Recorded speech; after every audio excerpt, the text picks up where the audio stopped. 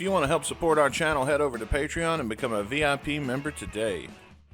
Think about it, like, this band was essentially a bunch of his college classmates, right? Yeah. And as a result, you go to college to experiment with life, dude. Alcohol, drugs, rock and roll, the whole nine. Or you don't. There's either two sides of the coin. You either do or you don't. Well, Jeff, you're not really saying much. You either do drugs or you don't. Right? So when you're in college, man, and you're hanging in a band with Duff, who's 110% legitimately sober. So you know what you just described? You know how I always say Jeff and Bailey have the perfect chemistry together? Because Bailey's so straight-laced and Jeff is so Jeff that they foil each other very well. What he just described is Jeff and Bailey. You either do drugs in college or you don't. You either experiment or don't at all. You either experiment or you don't. Well, no shit, Jeff. I can't wait to hear what next with Duff McKagan, who's 110% straight edge at that point in his life. So I bet he's just like, you know what, guys? I'm gonna allow you one night of doing some fucking crazy shit in the studio. You can smoke some weed, eat some mushrooms, fuck around. And they probably recorded this. It's kind of what I'm thinking happened. Today I'm going to present a new segment right now. It's called the Jeff Weisenberg. The Jeff Weisenberg. What was the word I'm looking for? Philosophy of the day. This is our more you know moment of the week. Yeah. Hey, you either do drugs or you don't. You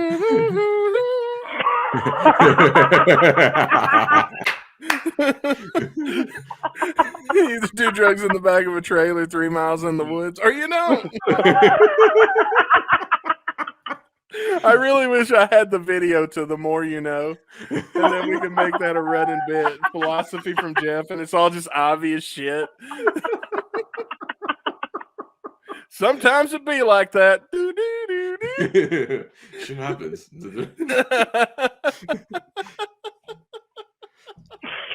Sometimes waiting for the vagina, but you end up in the butthole.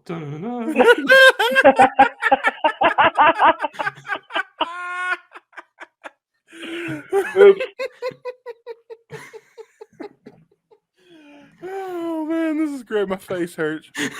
Oh man, I gotta massage the cheeks. Man. Just throw this fucking song back on that we're not paying attention to. So just to make it clear, you either do drugs or you don't. That's right. One or the other.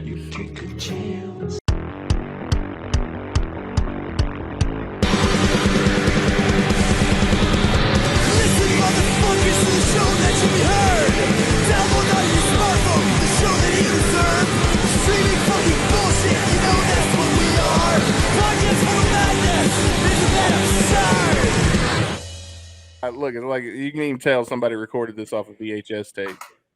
Yeah, look at the staticky stuff. Mm-hmm. Yeah. So this is Victim by Victim. I love how they put in. It looks like they fucked up and put an N instead of an M. Oh yeah. This is Victim by Victim. We found our first fuck up in the video. No, I think it's an M actually. If you look closely. Like it's just yeah, it is an M. Yeah, it's just the way that, like, I guess the line goes. It just looks more like it could be an N. I can see that like both ways, you know. Oh, okay. Yeah. I promise you, this is the least. Oh, sure, they got their moves already synced up, bro. They're like, oh yeah, yeah. You're copying Kiss with the fucking guitar waves and shit. Yeah. I love how the guitarist kind of looks like Britt Dickinson if you squint your eyes. Oh, and the one on the left? Yeah. The blonde one. Yeah, I could see it a little bit. I was going to say, the guy on the right looks like another Bruce, like freaking Bruce Kulick when he was in Kiss in the 80s. I did look to see if any of these people became famous later, and they did not.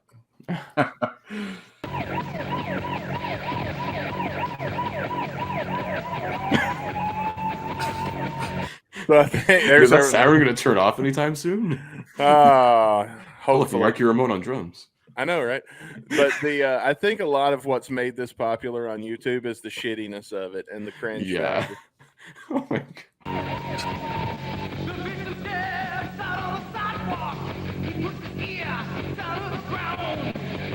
Son of the ground.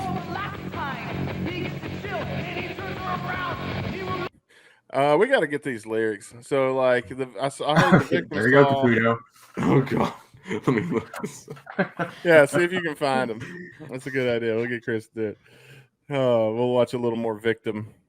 I feel like one right now. What's up with his bracelet? Is that bullets?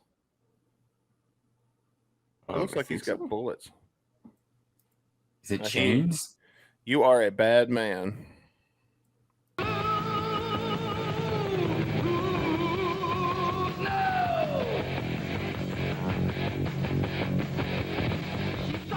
That bass is very pronounced, though.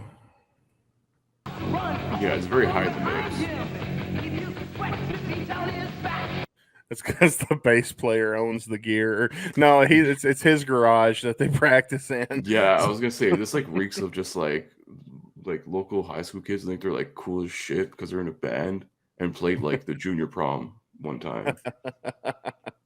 It sounds like they're trying to be like Judas Priest or like Rat or just one of these like early 80s hair metal bands. Yeah. Or 80s metal bands.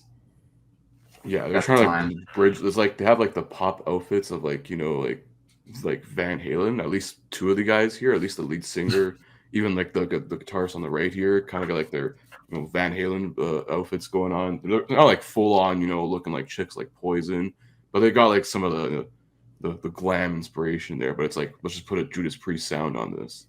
Yeah. Mike Blake, she has joined us. Welcome, Mike. Of course, we got the spandex pants, like David Lee Roth. Watch, he's gonna try and do a mid-air splits, but he's gonna pull his groin trying to do it. Let me see something. I'm gonna minimize the chat for a minute on my end so I can see a little closer here. Because so like the singer, it looks like he's wearing spandex pants and cowboy boots. Yeah. The guitar player, his is all black, so I assume he's wearing just regular shoes. Yeah. But then let's go over to the bass player. He's wearing a sleeveless shirt, some jeans, and pirating those off with the 1800s Paul Revere. Yeah. I think him and the singer have matching the cowboy boots. Looks like. No, this motherfucker ready to tell you the British are coming right the fuck now, man. You might know some rock and roll for you because the British are here. Might know him by his original hit, One If By Land, Two If By Sea. That was the name of his first album. Paul Revere looking motherfucker over here in the pirate booth. That is good shit right there. He bought those from his local Halloween store. Oh, there you go. That's my Halloween costume inspiration for this year. It's gonna be so obscure, no one's gonna get it. Not even the band. Yeah.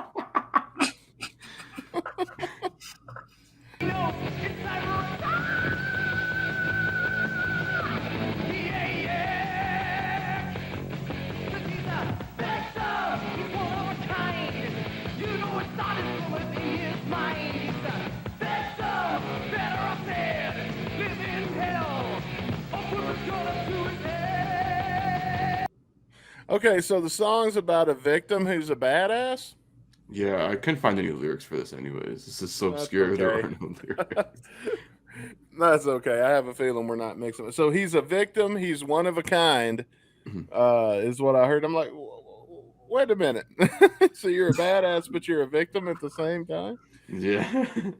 Like, maybe he's talking about the victim, something about a bullet in the head, it seems like. I don't know. It's just like 80s edgelord shipwrecks for metal. So we got to talk about, the devil and like, I don't know, Flash the Blade or something. Mason says, is that a Ben Stiller wig? Yeah, it's What's Ben up with Stiller. that? Ken Rock is Blue Steel. Yeah, not to cut you guys off, but what's with that mic? What is that? I think it's like those old like 80s mics. It has like the wireless receiver looks like on the end. That's my prediction. I don't know because I don't know. I think the technology then I guess for like live music and entertainment is a lot different. To me, it looks like one of those like the old like early wireless technology where you have to have like a receiver on one end and have something plugged in on the other end for it to have like that sort of like IR signal, I guess, or something. That's my guess. I'm not too sure exactly. It's not even someone in the chat can help us out with that. Yeah, if anybody out there's an electronics geek and want to tell us about it, by all means. If you're a roadie for some cool band in the 80s, let us know. If you're somebody out there that just knows all about microphones and you've always wanted to work that into the conversation here at Guns and Radio, now's your time to shine. I mean, we do know one person, but she lives all the way in Australia. She knows a lot about microphones. Who's that? The lady who got hit by Axel. Microphone. Wait, who? The microphone lady that Axel hit with the mic. In Australia. Oh, yeah, you weren't here originally. Okay, so early in the episode, we were talking about getting a trifecta of people that got beat up at Guns N' Roses. So we've already had Rick Dunster, and I'm working on Stump. And then it's like, who can the third one be? And I said, the microphone lady. Security guards back in the day. Oh, yeah. Yeah, that Axel.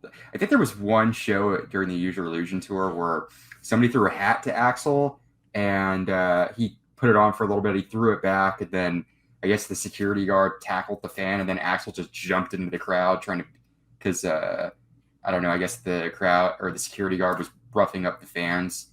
Yeah, like Axel's done that a couple of times. I remember there was a clip from like the 06 or 07 tour where he like literally stopped the song and he's like, "Yo, this guy's having a good time, security. Like, what the fuck? Get these guys out of here." Yeah. See, that's warranted. Yeah. That's one of those moments where Axel's in the right. Like, I know Axel gets shit for, for stopping shows, but there are times when it's appropriate. Well, nowadays he brings his own security because Gio was right in front of me all night long. Now it could have been. No, it could have been that all those pictures Rick was sending was from my angle about to where I was at. Or it could have been, more likely scenario, the guy was just doing his job. Probably. Yeah. He's trying to get a whiff of Dunsford in the arena. Protecting Beta. Yeah. From the dangerous threat of Rick. Yeah. You won't get away again. You will rue the day. I love him, but I wouldn't exactly call him dangerous. Annoying, not dangerous. Oh, no.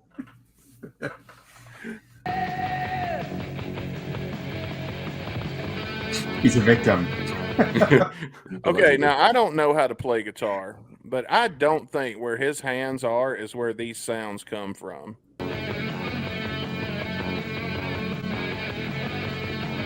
Now I could be wrong, so somebody please tell me if I'm wrong, but I don't think he's really playing that guitar. Yeah, did they have was that the whole budget just to overdub it? I don't know. Yeah. Are those leather pants? They are. Dude, those are Cougar appear pants. To be Carol Baskin pants. Oh yeah. Oh wait, was he wearing those a minute ago? What's no, that? the singer's wearing leather pants. I think I think I mistake leopard for leather. Wait a second. Hang on. Talk amongst yourself. Yeah. No, yeah, it's the Cougar panties over here. Like that's straight up the 80s hair metal right there. Yeah, just anything with leopard with the friggin' glove as well. The whole glove I think plus I have the same guitar. Holy shit. Oh, shit. It's very similar. Oh my god. That's insanely similar. Play along, Dustin. Be like Jeff in the Star Spangled Banner episode. Wait, hang on. I'll mimic it like he's doing. Stop the biz. Stop the biz. I don't think that's where those sounds come from. That's weird. A solo that far up the fret when you play blues. Yeah, now watch this. Because here's the part that really... It does look like Bruce Dickinson. Oh it looks like Bruce Dickinson mixed with David Bowie a little bit. Just that face right there is a little Bowie. All right, Frost, it's time we tell you the truth. This is your real dad. Yeah, I think so. Holy shit. Yeah, a little bit. Mason, this is your life at 40, bro. I don't know. I would hope Mason could play. Now watch this series, because as he moves his hands higher up the fret, the sound's supposed to get lower, right? But it gets higher. Oh yeah, he heard us. All right, now watch, and you'll see. Because now somebody out there is a guitar player and knows for sure. Please tell me if I'm wrong. But here in a minute. Now just watch it. Oh yeah, that's totally mine. You know what I mean? That's totally You know what I fucking mean? mine, Like, bro. That's like he should TV be shows where they mime some dude shredding. Like that's He should totally be going bullshit. down the fret, not up it. Yeah. You know? I'm just saying.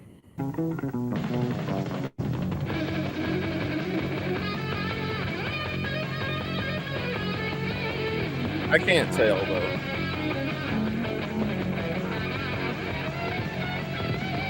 No, his fingers are moving too fast for that shit. I don't know. So maybe if somebody out there is watching and does play guitar well enough to correct me, tell me I'm right. I don't know if I'm right or if I'm wrong. So, because I don't play well enough. that was for me. What the fuck has happened? Are the Wright brothers trying to fly an airplane outside somewhere? Yeah. Helicopter just crashed into your house, bro. Do you need to take care of that real quick? No, We saved the helicopter landings for a season finale, man. Come on. This is probably some jackass with their motorcycle. Oh, okay. No, it's the shitty motorcycle effect from Motley Crue's Girls, Girls, Girls.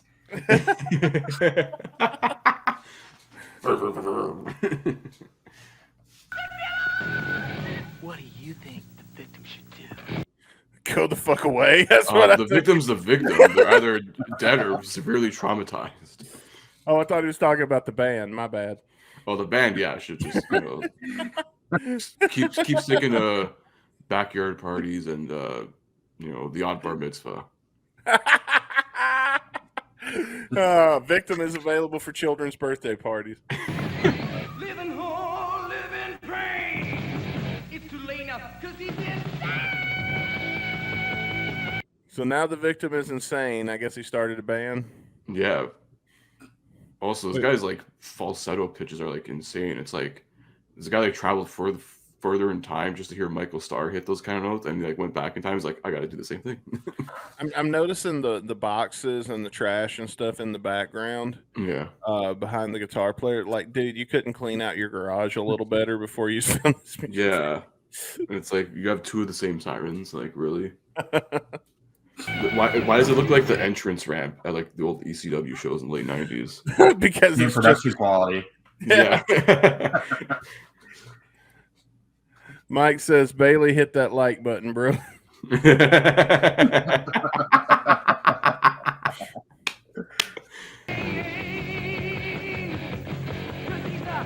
You know, these guys are so crappy. I bet they did play at ECW. They've opened ECW. They've been the house band for a show one night.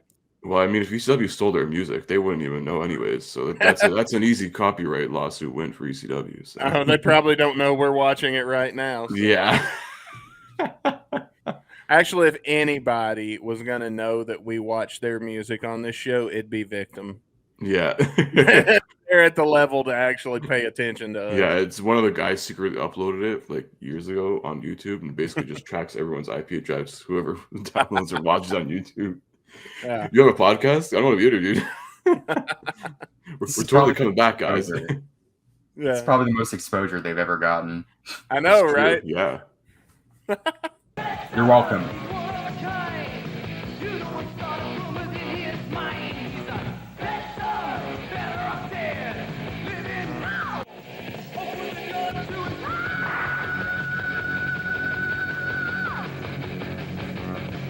Oh, man.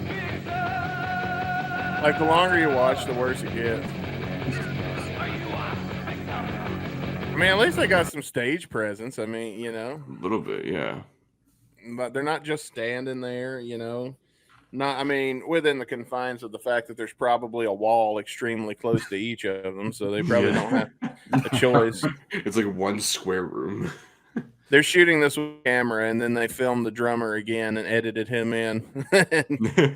That's how they made this music video. It's the drummer's garage. That's what it is. And the drummer owns the camcorder. So he was like, man, I need more close-ups.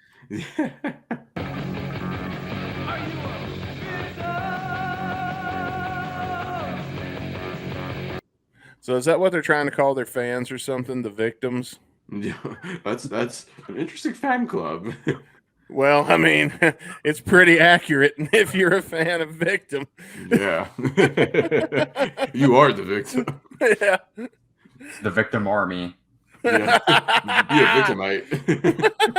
Oh, the Victim Army sounds pretty harsh. It's like you're sending my- them into their death.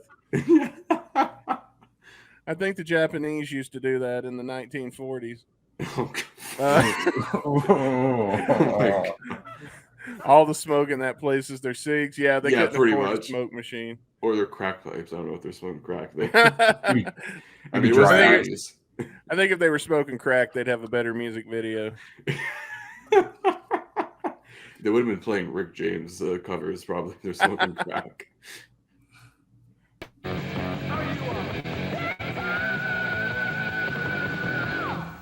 I can honestly say no, I'm not. No, I don't want to be. Yeah, no, No. thank you. No. I'm a Appreciate victim it. of listening to that garbage. That's about it. All right, so I did find a little bit out about the band Victim. Oh, wow, more than I They- did. It says they are not to be confused with these other three bands called Victim. Wow, that's a Wait. popular band name. One of them is a thrash metal band from Houston, Texas. One's a speed metal thrash metal band from Wisconsin. And one is a Christian heavy metal band from, it doesn't say where. The band was formed in the spring of '83. The members are from two different cover bands, and which are Brian Paul from the band Desire, Rocky Randolph, Mike Failer, and Junior Souls from the band Syndrome. And I mean, they had a cool logo. I was able to find a high res picture of their logo. I can share that with you real quick. I mean, we can say something positive about them, but I was not able to find just too much out. But yeah, we'll show that logo real quick. Let me click on it, make it big again. There, see? Oh, okay. Pretty cool logo. I mean, you know, was it McMar said, shitty man, shitty name. Yeah. So this is an article. They actually have a whole article, which Wow. is about 3 paragraphs from the San Diego Reader. Victim was a 1980s heavy metal band founded by Brian Thorpe, who played guitar for the cover band Desire, and a bunch of other people. In 1984, their debut album Power Hungry was engineered by Mike Harris and recorded in the fall of 1983. So I'm sorry, their 1980. So their album debuted in 1984. It was recorded in '83 at Western Rock Recording Studios, and they had a follow-up album in the spring of '84. But the masters were lost during a period of financial difficulty for the band, and not recovered, thanks to engineer Mike Harris, until nearly 30 years later, and nobody cared. The lineup. And then it talks about the lineup. After, let's see, they recorded a third album in December of 1985, and it was called DNM, which meant Dirty, Nasty, and Me, or Dirty, Mean, and Nasty. And after its release, the band split up. Mike Failer or whatever, later played with the band Nemesis. I think I've heard of Nemesis. Sounds familiar. Yeah, Yeah. a little bit. Yeah, but that was all I was able to find on the band Victim. So now we've made victims of all of you. We've created Just like this comment from Mike here. Imagine wearing a T-shirt that says "victim." Oh yeah. Yeah, nice police cosplay there, son. Who's gonna arrest you? Yeah, you don't want to label yourself when you're walking through New York City in the middle of the night. Oh yeah, victim. Jeez. That's why they didn't get popular. Nobody would wear their merch after dark. We're going to play a game, all right? And the name of the song is Dehydrated, right? So if you're feeling a little thirsty, man, you might want to grab yourself a nice cold soda pop. Well, I got water. All right. Or water. But, you know, if Watch you're me mute, watch dehydrated. me mute. Oh my god. Oh my god. I muted it. He's such a good man. I'm so proud of you, Jeff. Our boy's growing up, Chris. For those of you who can't see me in podcast and in the other, Oh yeah, I'm yeah. bowing. For those of you who are listening to the audio version, Jeff just muted his microphone before drinking out of his clinging metal fucking ice rattle it in our ears cup. So, If you go good back man. and re-listen to this episode, my friend, you will be the one rattling the ass. That's right. Ice, Yeah. not ass. At least it ain't metal. I don't know. Maybe that's not as bad. It could be just as annoying. I don't know. I'll have to check in the edit. Fuck it. Either way, ladies and gentlemen, the game. So anyway, we're going to talk about soda pop in this game. Oh, shoot. So if you're getting a little thirsty and you want to try a soda pop, but we're not going to have conventional soda pops because I can show you Coca-Cola, Dr. Pepper all day long. We're going to check out some brand new soda pops and see if maybe there's one that inspires you guys to go out and buy it and try it for yourselves. Okay. The name of the game is the name of our shitty PowerPoint game is what kind of soda that is. Fucking titles, man. All right, now do I need to explain the rules? All right, I'm going to show you a cutout. I'm going to show you a screenshot of an ad for a soda, and then you've got to tell me what kind of soda that is. All right. You're going to get a screenshot, and then you're going to get a hint later on. So just keep that in mind. And we're going to let Jeff go first, or we can flip. I don't have a coin. I got a can of Zen. Let's do that. Let's flip for it. All right. Jeff, you're the guest. You call it. All right. Call in the air. Heads. It was tails. Oh. So, Chris, you're going to go first. All right. And so this is the way it's going to work. You're both going to get to guess on each of them. But if you both guess the same thing, the person who guessed first gets the point and you do not. Okay. So it's in your best interest to make something up if they take your guess. First off, what kind of soda that is? I didn't censor very much on this ad except for the type Ginger of ale. soda. And it is not in English. So Jeez. if you speak whatever language that Wonder is, Farm. yeah. If you speak whatever language that is, you're going to have probably a leg up in this. So, Chris. Why does it look like an apple cider for me? I don't know. Looks like an apple cider. Is that Like, what it looks you like think? some sort of cider type thing. I don't know. Like, but wait, that's not soda. That's like a whole other drink in itself. Okay. Jeff, what are you thinking right now?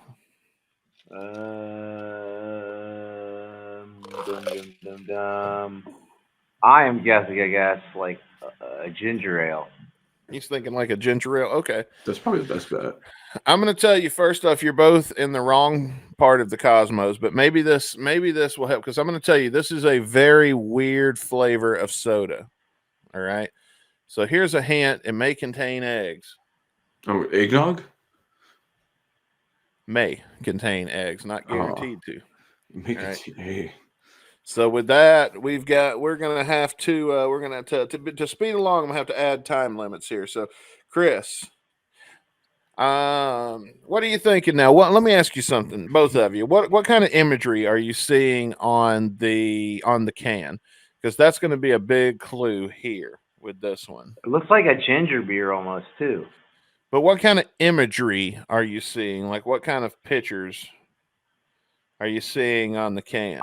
Is it bird shit in a can? Because I see birds. I don't know, man. Is this like something you like find in like your like grandparents' like cabinet 30 years later and it's still there? I fucking hope not.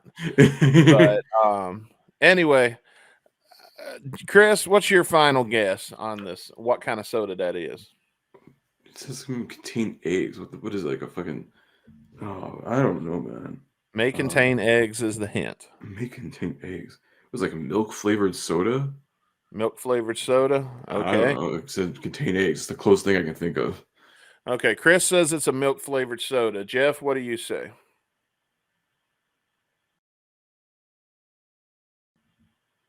Jeff? I'm still look. Oh, wait a minute. I'm looking where the red and the gold meet in that little banner. So is this from Asia? Potential. Actually, no, I don't. I'm not sure. I am not I'm sure. gonna guess like it's one of those like creamy. The bird is symbolizing something, man. The bird is symbolizing something.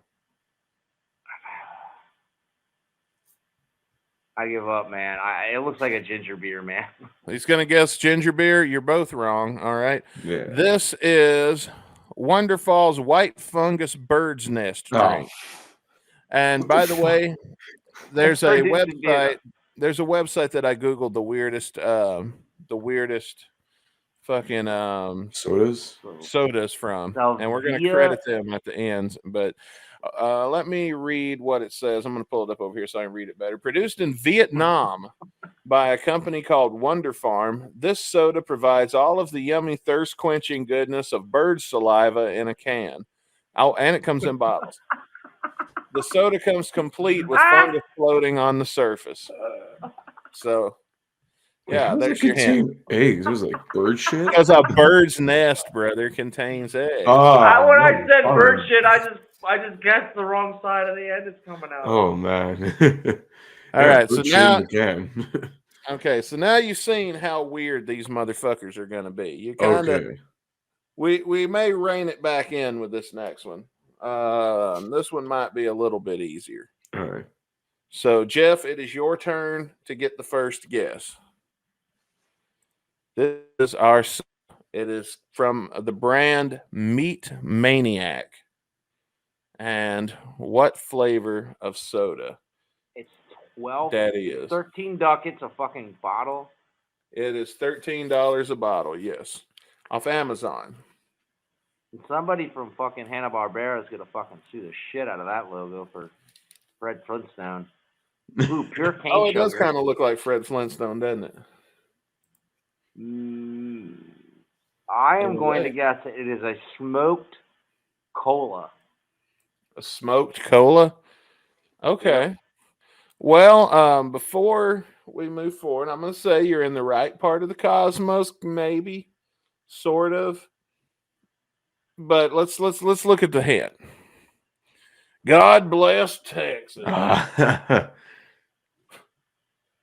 Now, when I wrote this hint, I was thinking, I know this hint's not very helpful, but I think the brand of the soda and the whole gimmick of the bottle is way, it's too, it would be too easy to give away.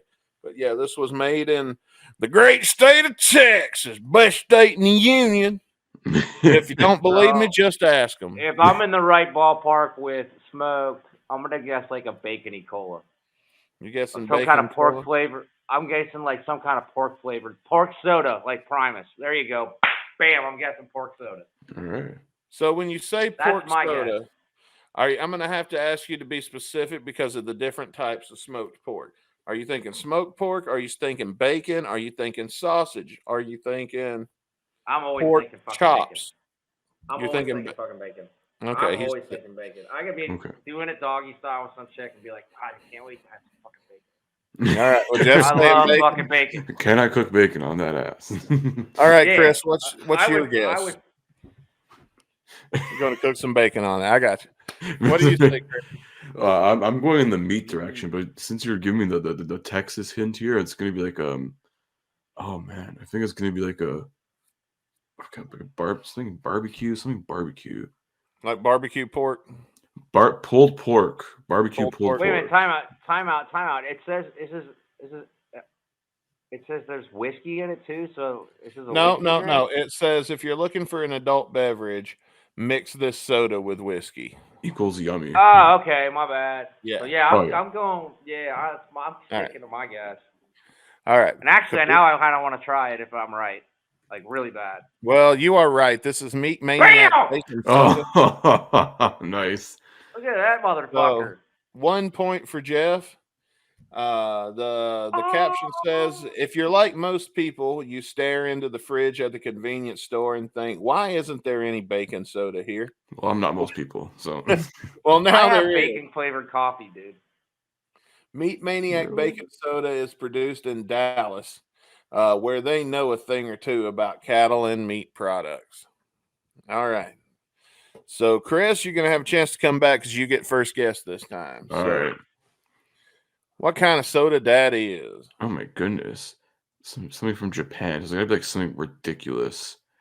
Yes, it is. Why does it looks like a bottle of honey? Oh man. I Is kind this of one of those? Is this one of those drinks where you have to like break a bead and it falls and all that stuff? Maybe. Potentially, probably, if I'm being honest. I don't I'm know. gonna go with honey then. It looks like a bottle of honey. I'm gonna say honey flavored. Well, let's get. I'm gonna say it's like a soy based. Well, let's get the hint out before you guys Okay. start making guesses. The hint is Home Alone 2, Rocky Horror, and Clue. Oh, dang.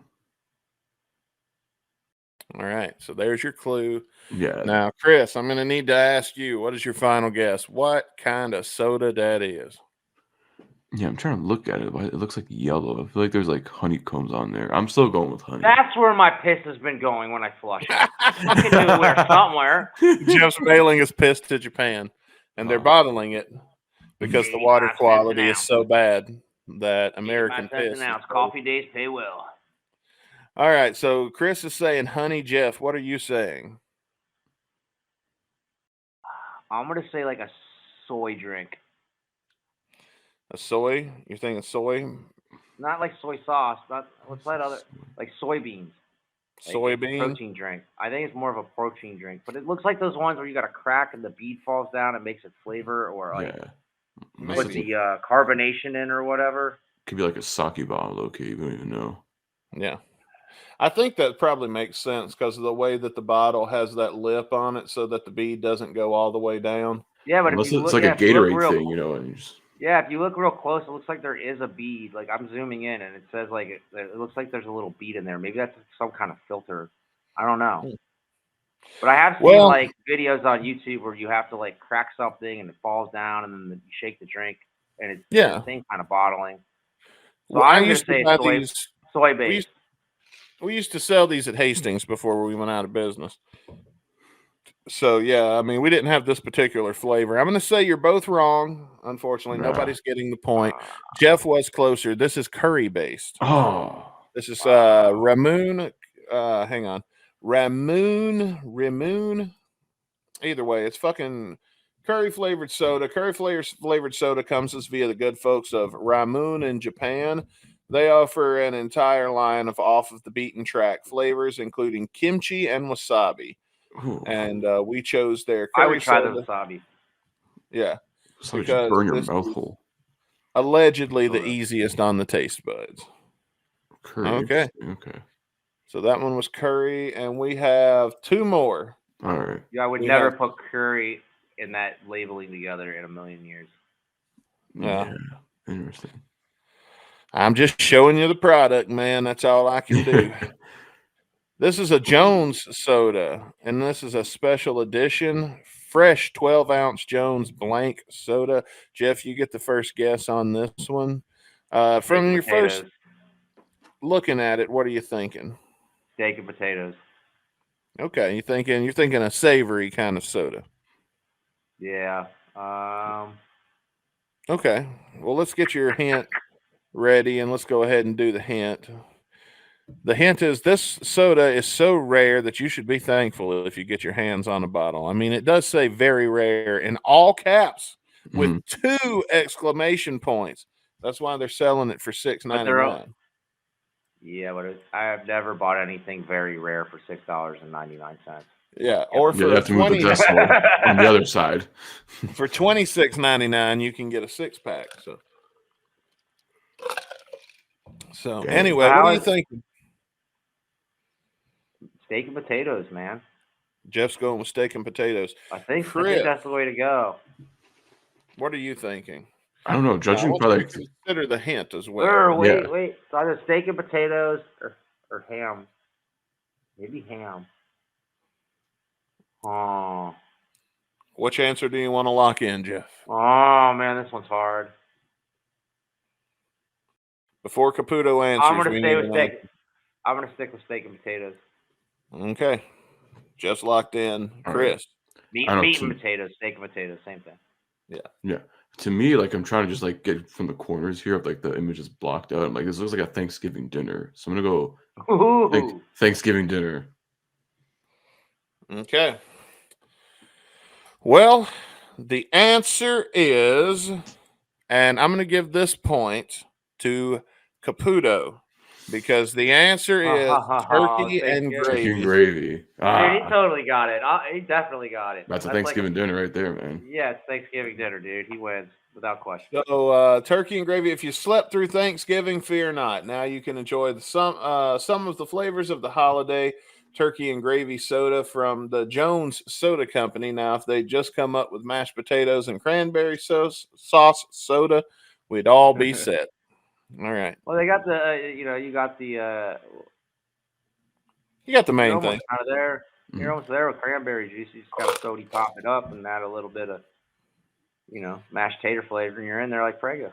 Hell, just here's what you do, man. Get you one of them cake funnel thingies and squirt you some taters in there. Shake it up. Yep. And then while you're drinking your gravy and turkey soda, you can get globs of mashed potatoes. This is it'll get more America than that. Yeah. All right. Some mashed Fuck potatoes in yeah. my Coca-Cola. That's a mashed potato Good float. guess, so buddy. good. That was a great guess, man. Turkey right. and gravy soda. I actually try it.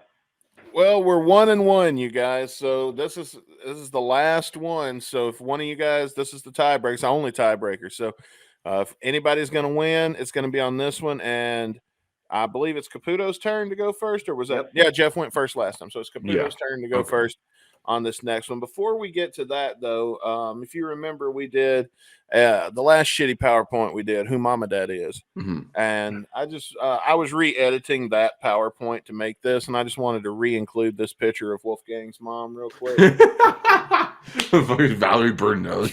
just because Dude, she is so that fucking poor lady hot. has gone through ups and downs, like medically and with her weight and stuff, man. But But God damn, she's hot. she's still a firecracker, dude. Damn, Still a she's hot. firecracker. Anyway, I will try to include Wolfgang Van Halen's mom whenever possible. Okay, so this is the tiebreaker. This is the final one. I'm going to warn you, and for those of you watching back home, this is the most fucked up one yet. All right. What the Poo wine. Is that All poo right. wine? No, it's a soda, Oh, okay. or it's AKA a beauty drink. Now, I want to read you some of these main ingredients. First off, this bottle of soda is $145. Jeez. And the ingredients are: number one, has been censored and redacted because it is made with 100% real ingredients for its flavor. It also includes bird's nest extract, enzyte, I don't know that fucking word, peptide Enzyme. extract Okay. from organic fruits, royal jelly, which I don't know what the fuck that is. I guess I always thought that was like Vaseline, but I'm thinking of petroleum jelly. Yoshino cherry blossom, rose hip, and artichoke buds. I think I've pineapple- heard of this. I think I know what this is. I think I've heard of it. Pineapple extract, and mangosteen extract. Jeez, like All a right. Japanese garden up in here. Now I'm going to I give think you a I've heard of hint. Let's go to the hint. The hint is it's ironic that they picked rosebuds for the marketing on this one because it's not the first time that connection has been made. Oh, at the Axl Rose Rosé. So, Chris, what do you think this delicious, tasty drink could be? Oh man, I don't know the exact name of it, but it oh man, it reminds me of like that fucking Japanese like tree there, like you can grow in the summer. A Bonsai? Japanese tree? A Not a bonsai? bonsai. I'm not a bonsai, but I'm thinking it's like with the red or pinkish leaves. I don't know. That's not a bonsai. That's like a No, those are definitely rosebuds, my dude. yeah. No. I I don't know. It's very Japanese though. This thing. So. Oh, it is. It is Japanese. Yes. Yeah. And it's $145. What would justify such a high price tag? Should be a question you're asking yourselves right now. Yeah. But we are going to need an answer because we're almost an hour into the show. And we want to get to our song review before everybody gets pissed off and leaves. You got pineapple, mango, rose. I'm going to tell you right now. The ingredients. I got an idea what it is. The ingredients, I would probably not worry about those because I feel like they're all there covering up the taste of something nasty. Mm-hmm. Anyway. Probably. Oh, man. So make your guess, Chris. Oh, fuck. I don't even know where to pinpoint exactly, man. That's the thing. I would say like fruit punch. That would make no sense. Jeff, it is not fruit punch, but I'm going to tell you, Jeff is looking highly confident right now. So there you go. I don't know. Why am I thinking of lilacs now? Because the roses. Oh, dude, man. you are fucking in left field when the game. I'm going to tell you. I'm going to confirm what Jeff is saying. You are in the very wrong part of the cosmos. I know. As a matter of fact, let me help you get over to the really fucked up part of the cosmos, and let's play Jeff's intro again.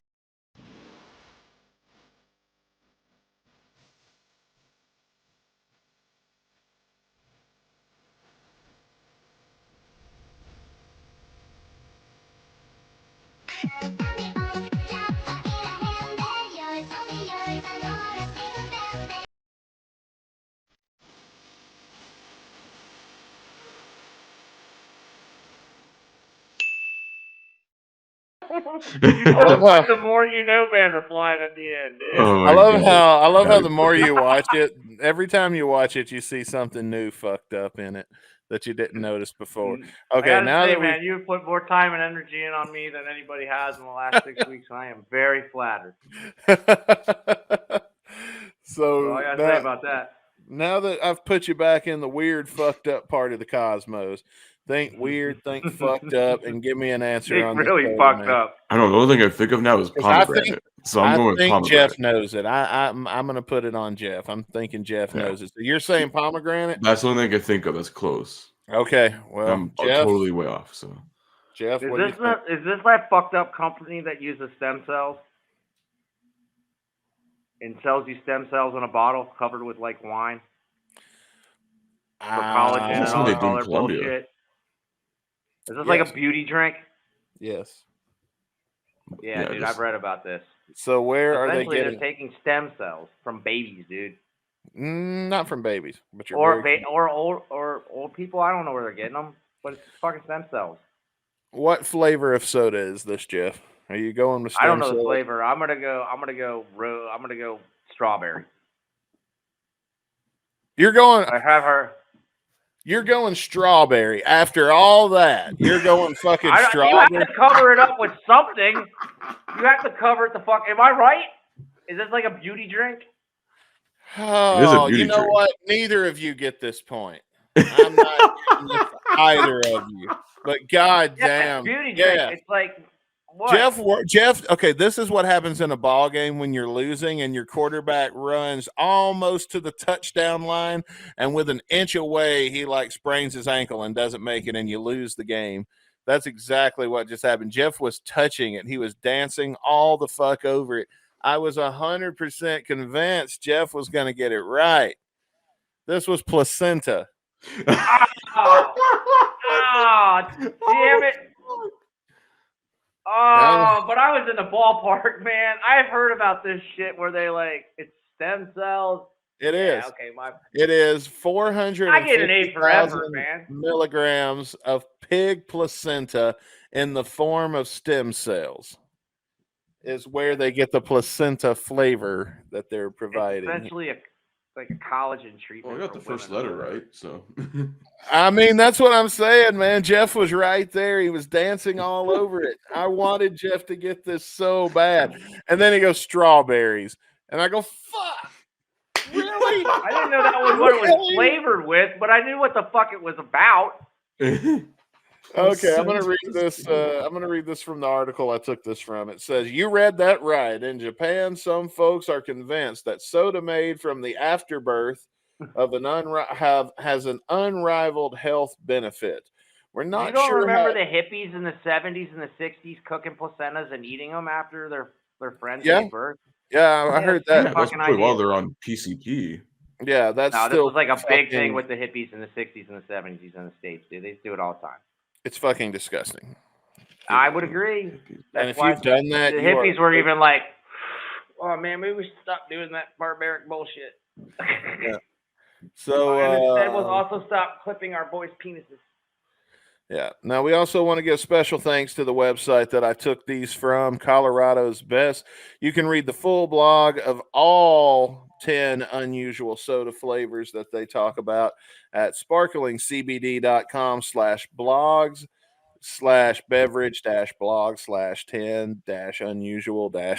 sparklingcbd.com/blog/10-unusual-soda-flavors. Or The link's there. Just Yeah. freeze frame it here, and then you can freeze frame find it on there. the video version if you Also, want. I do like the acronym here. That's very Colorado of you, Colorado's Best drink, CBD. Yeah. Kiss fans. We've said on the show, Chris and I are Kiss fans, and Ian has said he's a Kiss fan, but Ian makes his own music too. And the last time we played this game, Caputo played against Matt Manzella. Oh, And I think Matt might have won that one. I don't remember. Go look in the archives. But this is the third time we have ever played in 5 years the drums game. oh shit! This game. The drums game. Now, let me explain how this works for those of you who don't know. The drums game is where I'm going to play you a clip of a song that is only the drum track. And then you got to guess what song it is. So the way it's going to work is the player that when it's your turn to select, you'll get to listen first. If you get it wrong, the other person gets a chance to steal and make up the points. I'm going to flip my can of Zen. And Ian, why don't you call it? Heads or tails? Heads. It's heads. Ooh, all Hell right. yeah, let's go. All right, so Ian, you get to go first. So these are all going to be Kiss songs. We did Guns N' Roses, then we did AC/DC, and now we're doing Kiss. So let me get our first clip up for you here. Background audio, I understand. No copyrighted shit, wink. Where's the fucking drums game? Oh, here it is. Never mind. You gotta love live radio. Okay, here we go. This is the first drums track.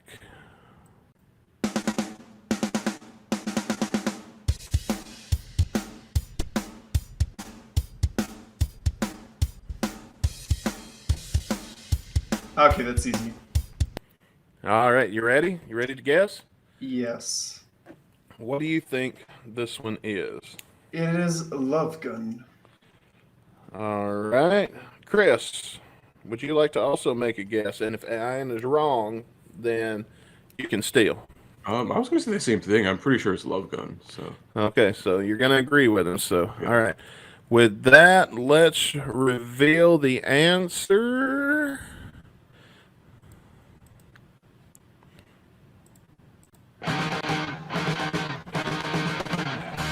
Yes, it was Love Gun. Was the first song in the drums game. You won it. You didn't even have to have the whole 30 seconds. So that's pretty impressive, man. So Ian gets a point. And there's going to be 7 of these. So wow. Okay. well, I needed an odd number, and then it was one of those things. I was like, I can't. Anyway, it's Chris's turn. So Chris, you get to guess on this one. But Ian, keep listening, because if he gets it wrong, you'll get a chance to steal. All right. This one might be a little bit harder. I don't know. Let's find out. Remember, it's a Kiss song. Okay? All right. Got a little nothing air for a couple of seconds.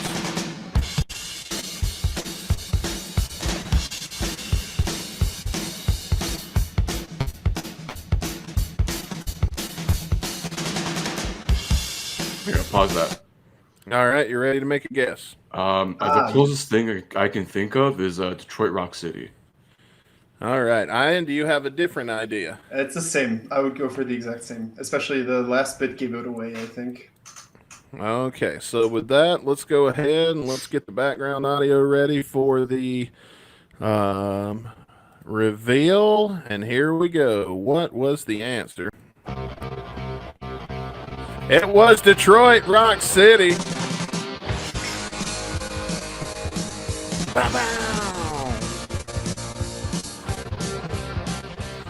All right, so yeah, we can avoid getting flagged maybe for a minute if I go ahead and just turn it off. Oh man, you guys are 1-1. Oh, Mike has responded. He says, "Thanks guys, but I'm probably the only person with no Cash App. Give it to Jeff for a couple of beers." All right. You know what? I think the least I can do is I can throw this up for you and let you know that Jeff is very grateful for your damn. I went through every logo we have except the right one just now. All right. Well, Ian, it is now time for your next one. Let's see. We're getting the background audio ready for it right now. I don't know, man. This one might be a little bit harder than the last one. Let's see what we got.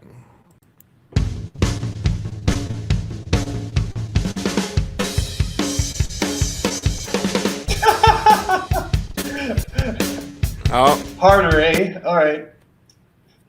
all right. Do you want to make a guess? Yes, it's rock and roll all night. Come on.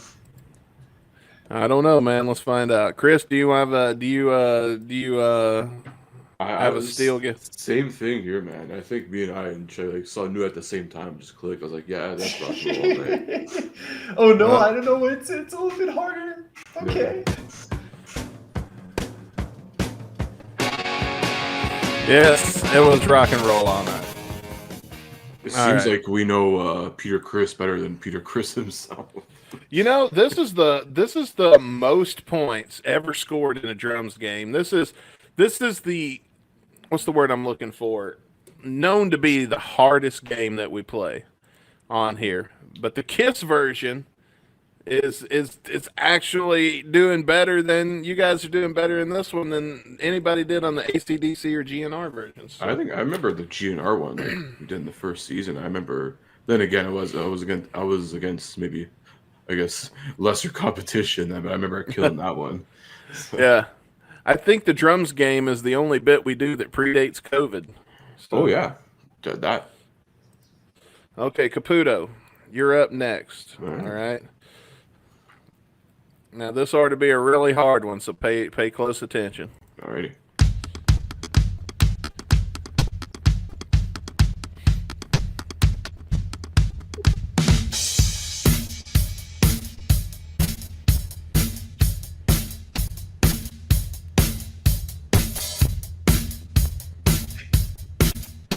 All right. All right. Pause. You ready to make a guess? Sounds very disco to me, so I'm gonna say I Was Made for Loving You. All right, Ian, do you have a steel guess? Chris is absolutely correct. I will be going with the same. All right, what number was this? Number 4. All right, let me get the answer loaded up here. And that's right.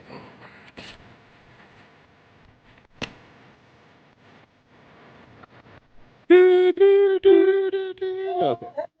Oh yeah. I Was Made for Loving You is correct. All right, so now, Ian, it is your turn. I believe, yes.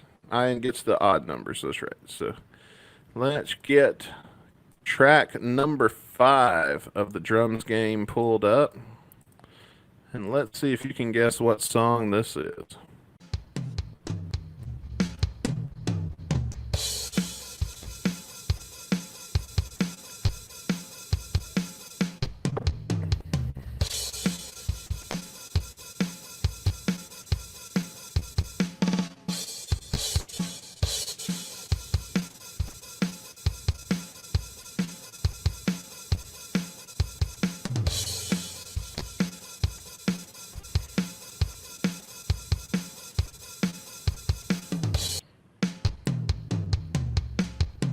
That's restarted because it's only 30 seconds of the drums.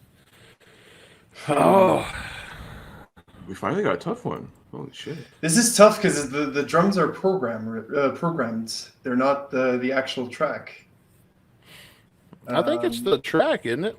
No, That's it's what not. they- Can't be. No. It's no disrespect to whoever made this, but it's very low quality Yeah, drum programming. So there's no way that's real. yeah, it's probably not good Um, isolation.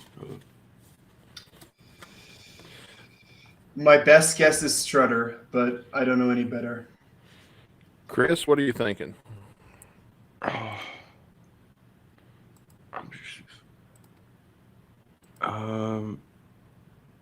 It sounds like something from the first album.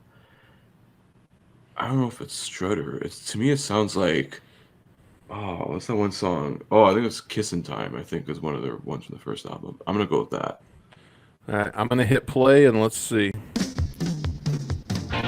No way! I got it! Oh my god! The Holy answer shit. was Strutter. Wow. Holy shit! Fuck, Yeah. I'm such a god. I swear to God. Damn. This is just what I needed at 2 a.m. in the morning. I'm going to tell you what you needed. The trick with this one, I'm going to crank it back up for just a second, because the trick to getting this one, I felt like, was this. The opening fill. That, But yeah. it cut off. It like the audio doesn't come in clear, so it's hard to tell like where the beats land. So yeah, that threw me off. But yeah, the intro would have been easy. That's true. Well, Chris, it is your turn. This is a tight game, man. So far, Shit. every answer, somebody has gotten every one of them correct so far. So this is the tightest game of the drums game we've ever had. And it's time for, Chris, this is your last one. Then I'm going to make you guys Final Jeopardy. You got something to write with to write your answer down? Oh yeah, I could find something here. Okay, then we'll Final Jeopardy question 7 if Chris gets this one right, and we have to do a tiebreaker. That way we can make it fair. And you'd both just write something down, and we'll reveal at the same time. All right, so Chris, this is your next track.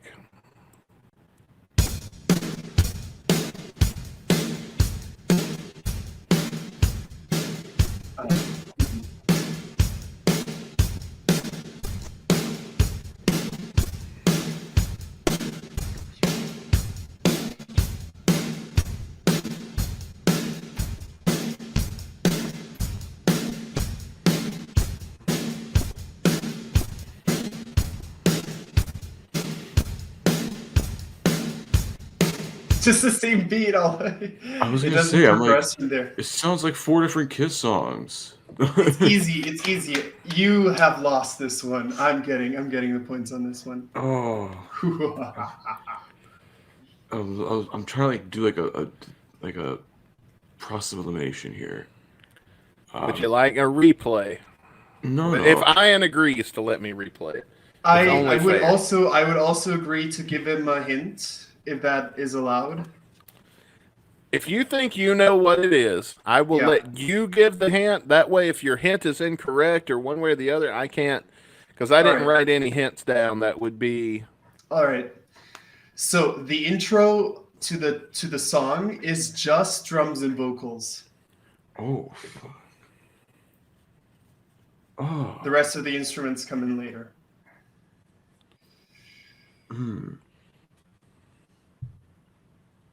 Well, fuck. Oh man. Damn it. Well, Okay. there goes like most of No. my thoughts. I was gonna like say crazy, crazy nights, but I'm like, no, I can't be it because there's guitar in that intro now. ooh.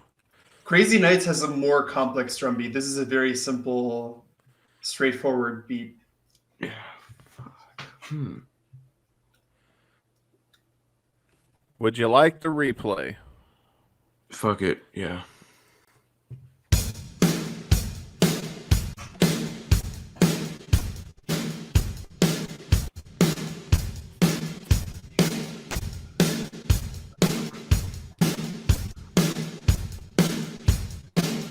Oh my god, fuck, it's gonna fucking annoy the shit out of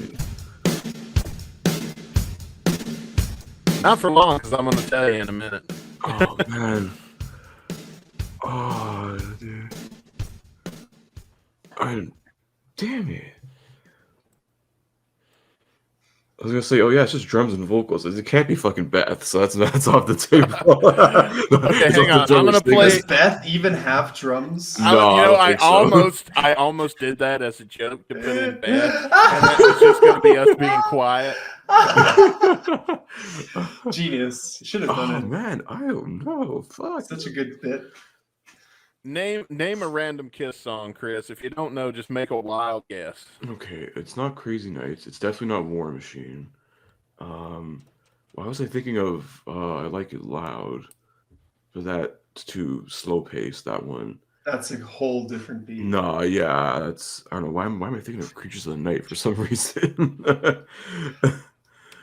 Wait, is it from Creatures of the Night? Hold on, let me check. Because I might tell you that it is. Hold on. Oh, I'm not saying one way or the other because one, I don't know, and two, I do know the answer to the question, so I don't want to be unfair in this.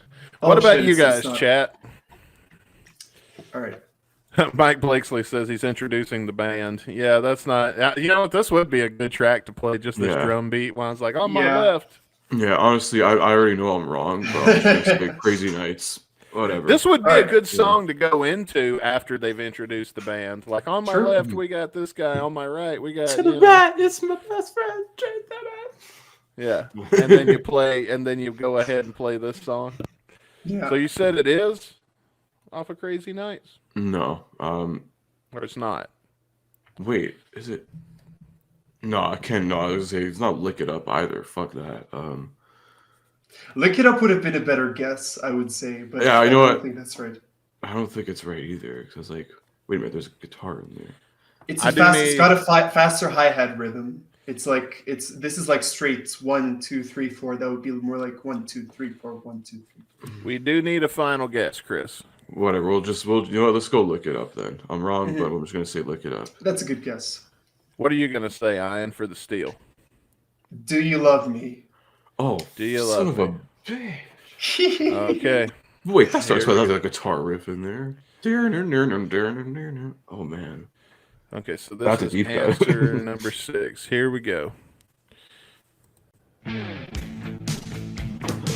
No, no way! Holy shit! I'm sorry, man. I really thought you knew it until you said, no way, it's not Lick It Up. And then I was like, oh man, it was all I could do to hold it in. Holy shit! What is? Oh my What a god, that's like one of the catch. more popular ones. I was like, Yeah. fucking people love this song for some reason, even though it's literally about like the stupidest shit ever. How is that not the drum beat to "Do You Love Me"? You know, that's like got It's like similar, a very yeah. yeah. You mentioned that. It does very similar. Now that you say it, I hear it in my head. Like, but Yeah, because that's why I'm thinking like if it's like Damn. 80s Kiss, they went like very basic in the 80s. So like everything's like All that. I'm very ashamed. Okay, All right. fellas, I'm gonna ask that you both grab something to write with, preferably that? a magic marker because it will show up the best on screen. Because at this point we're gonna do a tiebreaker. So All right. what I'm gonna do, I'm gonna play the entire 30-second track. And while it is playing, you guys will get to be writing. And once the track ends, I'll go to Ian first for the reveal, and then I'll go to Chris for his reveal. And we might still have a fucking tiebreaker. Oh my god. Or we might Imagine. still have a tie. So I don't know. This might be the first time the drums game has ever ended in a tie. I know this is the first time it's ever come down to the last song to get to determine who's the winner. Because this is a notoriously hard game, I guess, unless it's the Kiss. So, all right. With that, I'm going to share your final clue and be ready to write down because you'll have 30 seconds to write your answer while it's playing. So, let's go to number... Oh, no. We don't want to play the answer. We want to play the question. Here we go. All right, hang on. I'm going to stop that because it was not loud enough. And we're going to go...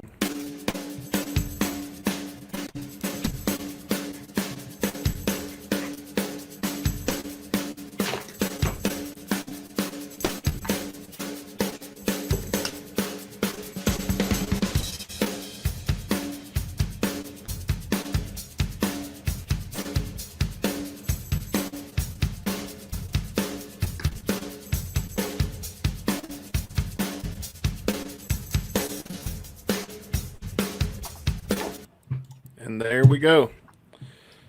That is 30 seconds for all of you people playing along at home. We hope you're doing well also. Ian, what did you write down? What is your I did not write down anything, so... Oh. Ooh. You got nothing? You want to make a quick guess? Yeah, can we just play it again? I don't know. Does Chris agree with that? Well, that's fair. We played the one again last time, so for me, Okay. it's only fair. One free replay.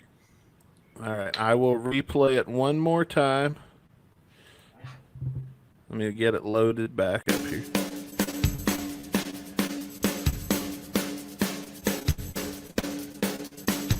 Oh.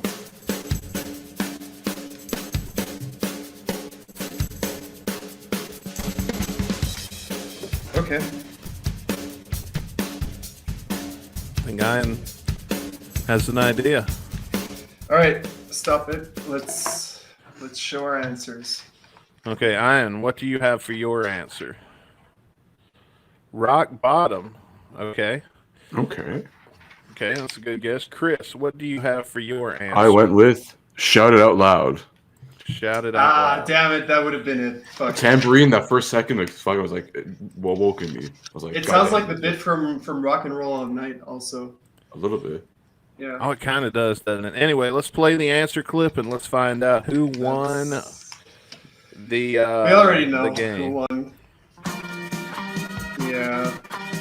Yeah. It was Shout It Out Loud. Oh, yeah, Chris congratulations for Paul Stanley. You just won that game. Oh my God, you guys! Just want to say, just because I'm retired, I still like girls, okay? Oh yeah, I do like girls, Yeah. and like especially muscular girls that have really deep voices. Also, my avatar, they're going to see in 4 years, likes girls. So. Oh, see, Mike figured out the game. Alexa, what beat is that? Because we asked you to ask us anything. We asked you on Facebook. We asked you on Twitter, we did Discord. too. Yeah, you guys had a lot of fun on Discord. It's Facebook, Twitter, YouTube, Reddit. We have compiled a list of your questions, especially on Discord. Yeah. Because that's where the most fucked up ones were. A lot of our loyal diehards are there. Yeah, so we're definitely going to answer every question that was submitted on Discord, no matter how fucked up it was. It's time to ask us anything. I'm going to put this here. We did it once years ago on like an Instagram live thing.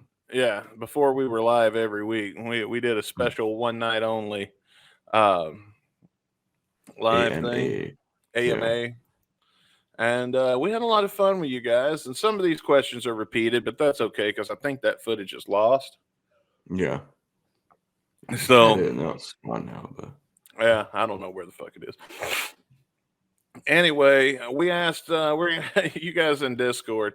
I'm gonna tell you, I got maybe 1, 2, 3, 4, 5, 6, 7, 8. I got 8 from other places besides Discord. Yeah. And where I fucked up was I didn't write down where I got them from. Yeah. A lot of them were the same, so I just picked the one I saw first. So if I ask your question here and you're like, wait the fuck a minute, just know you probably weren't the only one then. And by the way, you guys watching live, please feel free if you want to participate in this Ask Us Anything. You may leave something in the chat right now. And nothing's off limits, as you're going to see when we get to some of this Discord shit, people. There were some interesting ones there. I was like, oh, God, we have to answer this? Yeah, but I'm going to kick things off with, let's see, let's start here. I'm going to start out with this one. Rebel Roses asks, what was the first GNR song you ever heard? So, Chris, what was the first GNR song you ever heard? Track 1, album 1, man. Welcome to the Jungle. Oh, really? Well, because I remember, I think around that time, it was Grand Theft Auto San Andreas was coming out. You used to play the commercials. I remember Welcome to the Jungle was always part of those commercials. So we did Grand Theft Auto San Andreas, had the opening riff and shit. And that's probably the first thing I can remember, if hearing anything. And then, going through my uncle's stash of music, he had Appetite for Destruction on CD. And to listen to that album, that just got me hooked. The first thing I remember is I had this tape of the Use Your Illusions VHS tapes. I had tape 1 and I guess Night Train then, because that's the song that opens on that. But before that, I had heard Paradise City. I think I heard Paradise City on. I specifically remember there was you remember back. Well, I don't know if you were old enough to remember or not, but back in the 90s, if you were up really late at night, you would see these compilation CDs they would sell.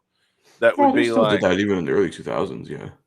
Okay, well, in the 90s, I was an Adderall kid for my ADHD, and they gave me too strong of a dose. I think, I don't know, but I was up really late a lot at night, and I remember seeing a TV commercial, and for some compilation album, and Paradise City being on it.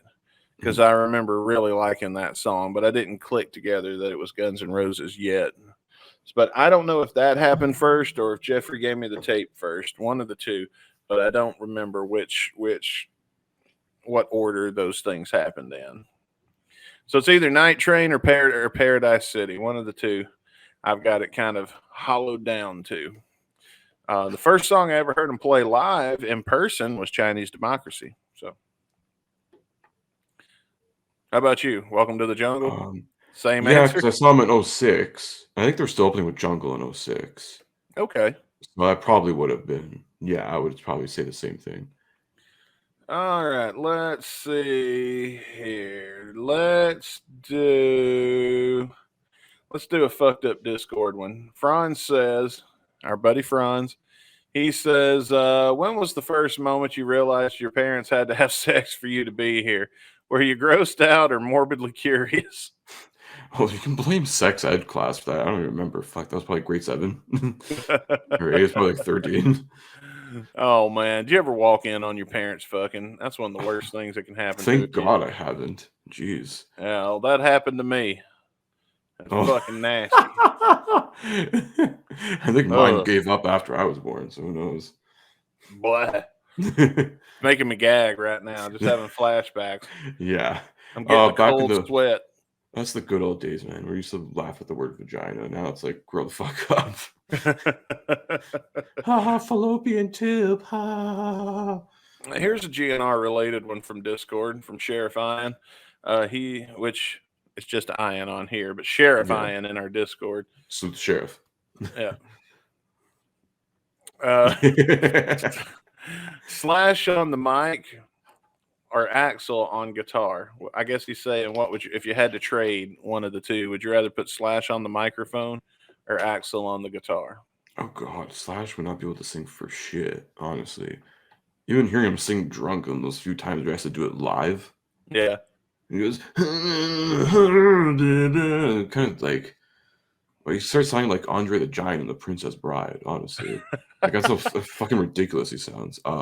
And I mean, I wouldn't mind taking Axel on the guitar, because I think if you put as much work into like learning that, even for like, you know, the way, you know, how he's a vocalist and performer and frontman, I think he would do pretty decent being a guitar player. I've heard Axel was a very accomplished guitar player. He was. I mean, he, I know on the Illusions albums, he has a couple credits for writing some guitar parts on a few songs, and I think there's even like a couple on Chinese Democracy. Maybe I have to double check that.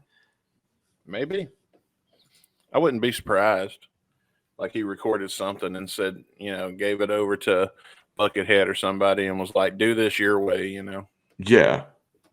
I wouldn't be stunned. Shocked. Yeah, I wrote like a main riff, and it's like, you guys do the rest, whatever. I just gave you the backbone. Yeah. Well, we got a question here from Jake Huston. He says, did you guys know that Steven Tyler was on the show 2.5 Men for one episode? Oh, Steven Tyler? No, I did not know that. I did not know that. I don't know. I never really watched 2.5 Men. All I remember is just like Charlie Sheen in 2011, and that's it. Wouldn't it be funny if he played like an ugly chick that Charlie Sheen hooked up with in a one-night stand? Dude looks like a lady. Well, at least Charlie Sheen got Slash to play guitar at his roast, so that's pretty cool. Yeah, that was cool when he comes was out on cool. that throne with Slash playing And on the the fire Bonez and back. shit. Yeah. Yeah, that was cool. Let's see. I'm gonna save this one for last. I'm gonna save that one for last. Blaze Blizzard says, "Do you have a favorite memory that is associated with a GNR song?"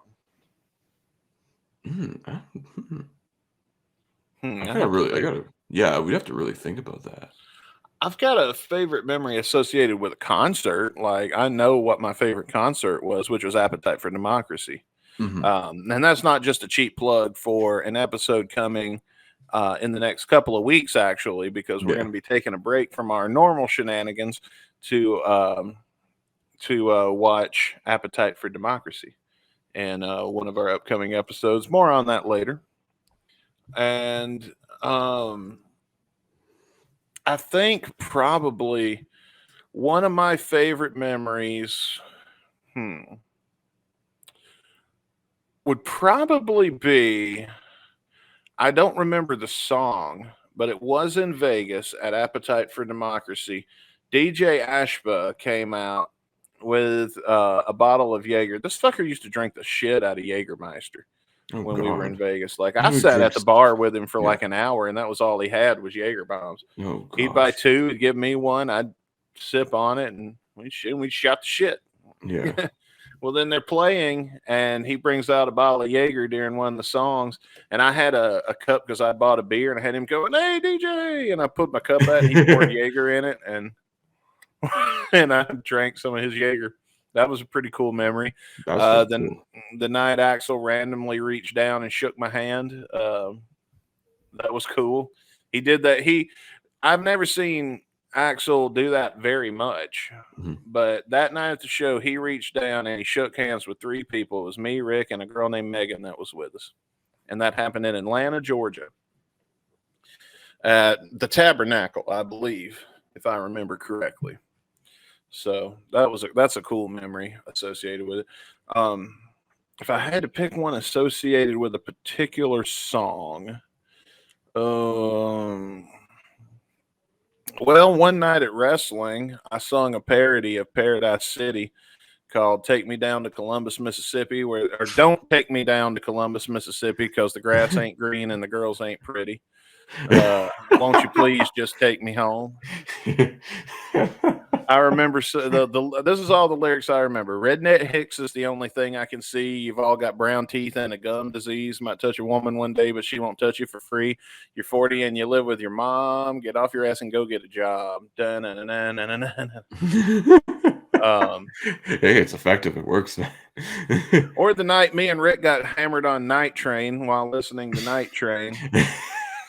What I remember of that. That was a wild night. I don't talk about those too much. Can't tell many of those. Let's see. Do you have one? I didn't get to yours. I don't remember associated with a song. I mean, I probably already mentioned it before. I think, like, in the first question, I'd say, like, I guess just hearing Jungle for the first time in, like, 2004, 2005, probably. Okay.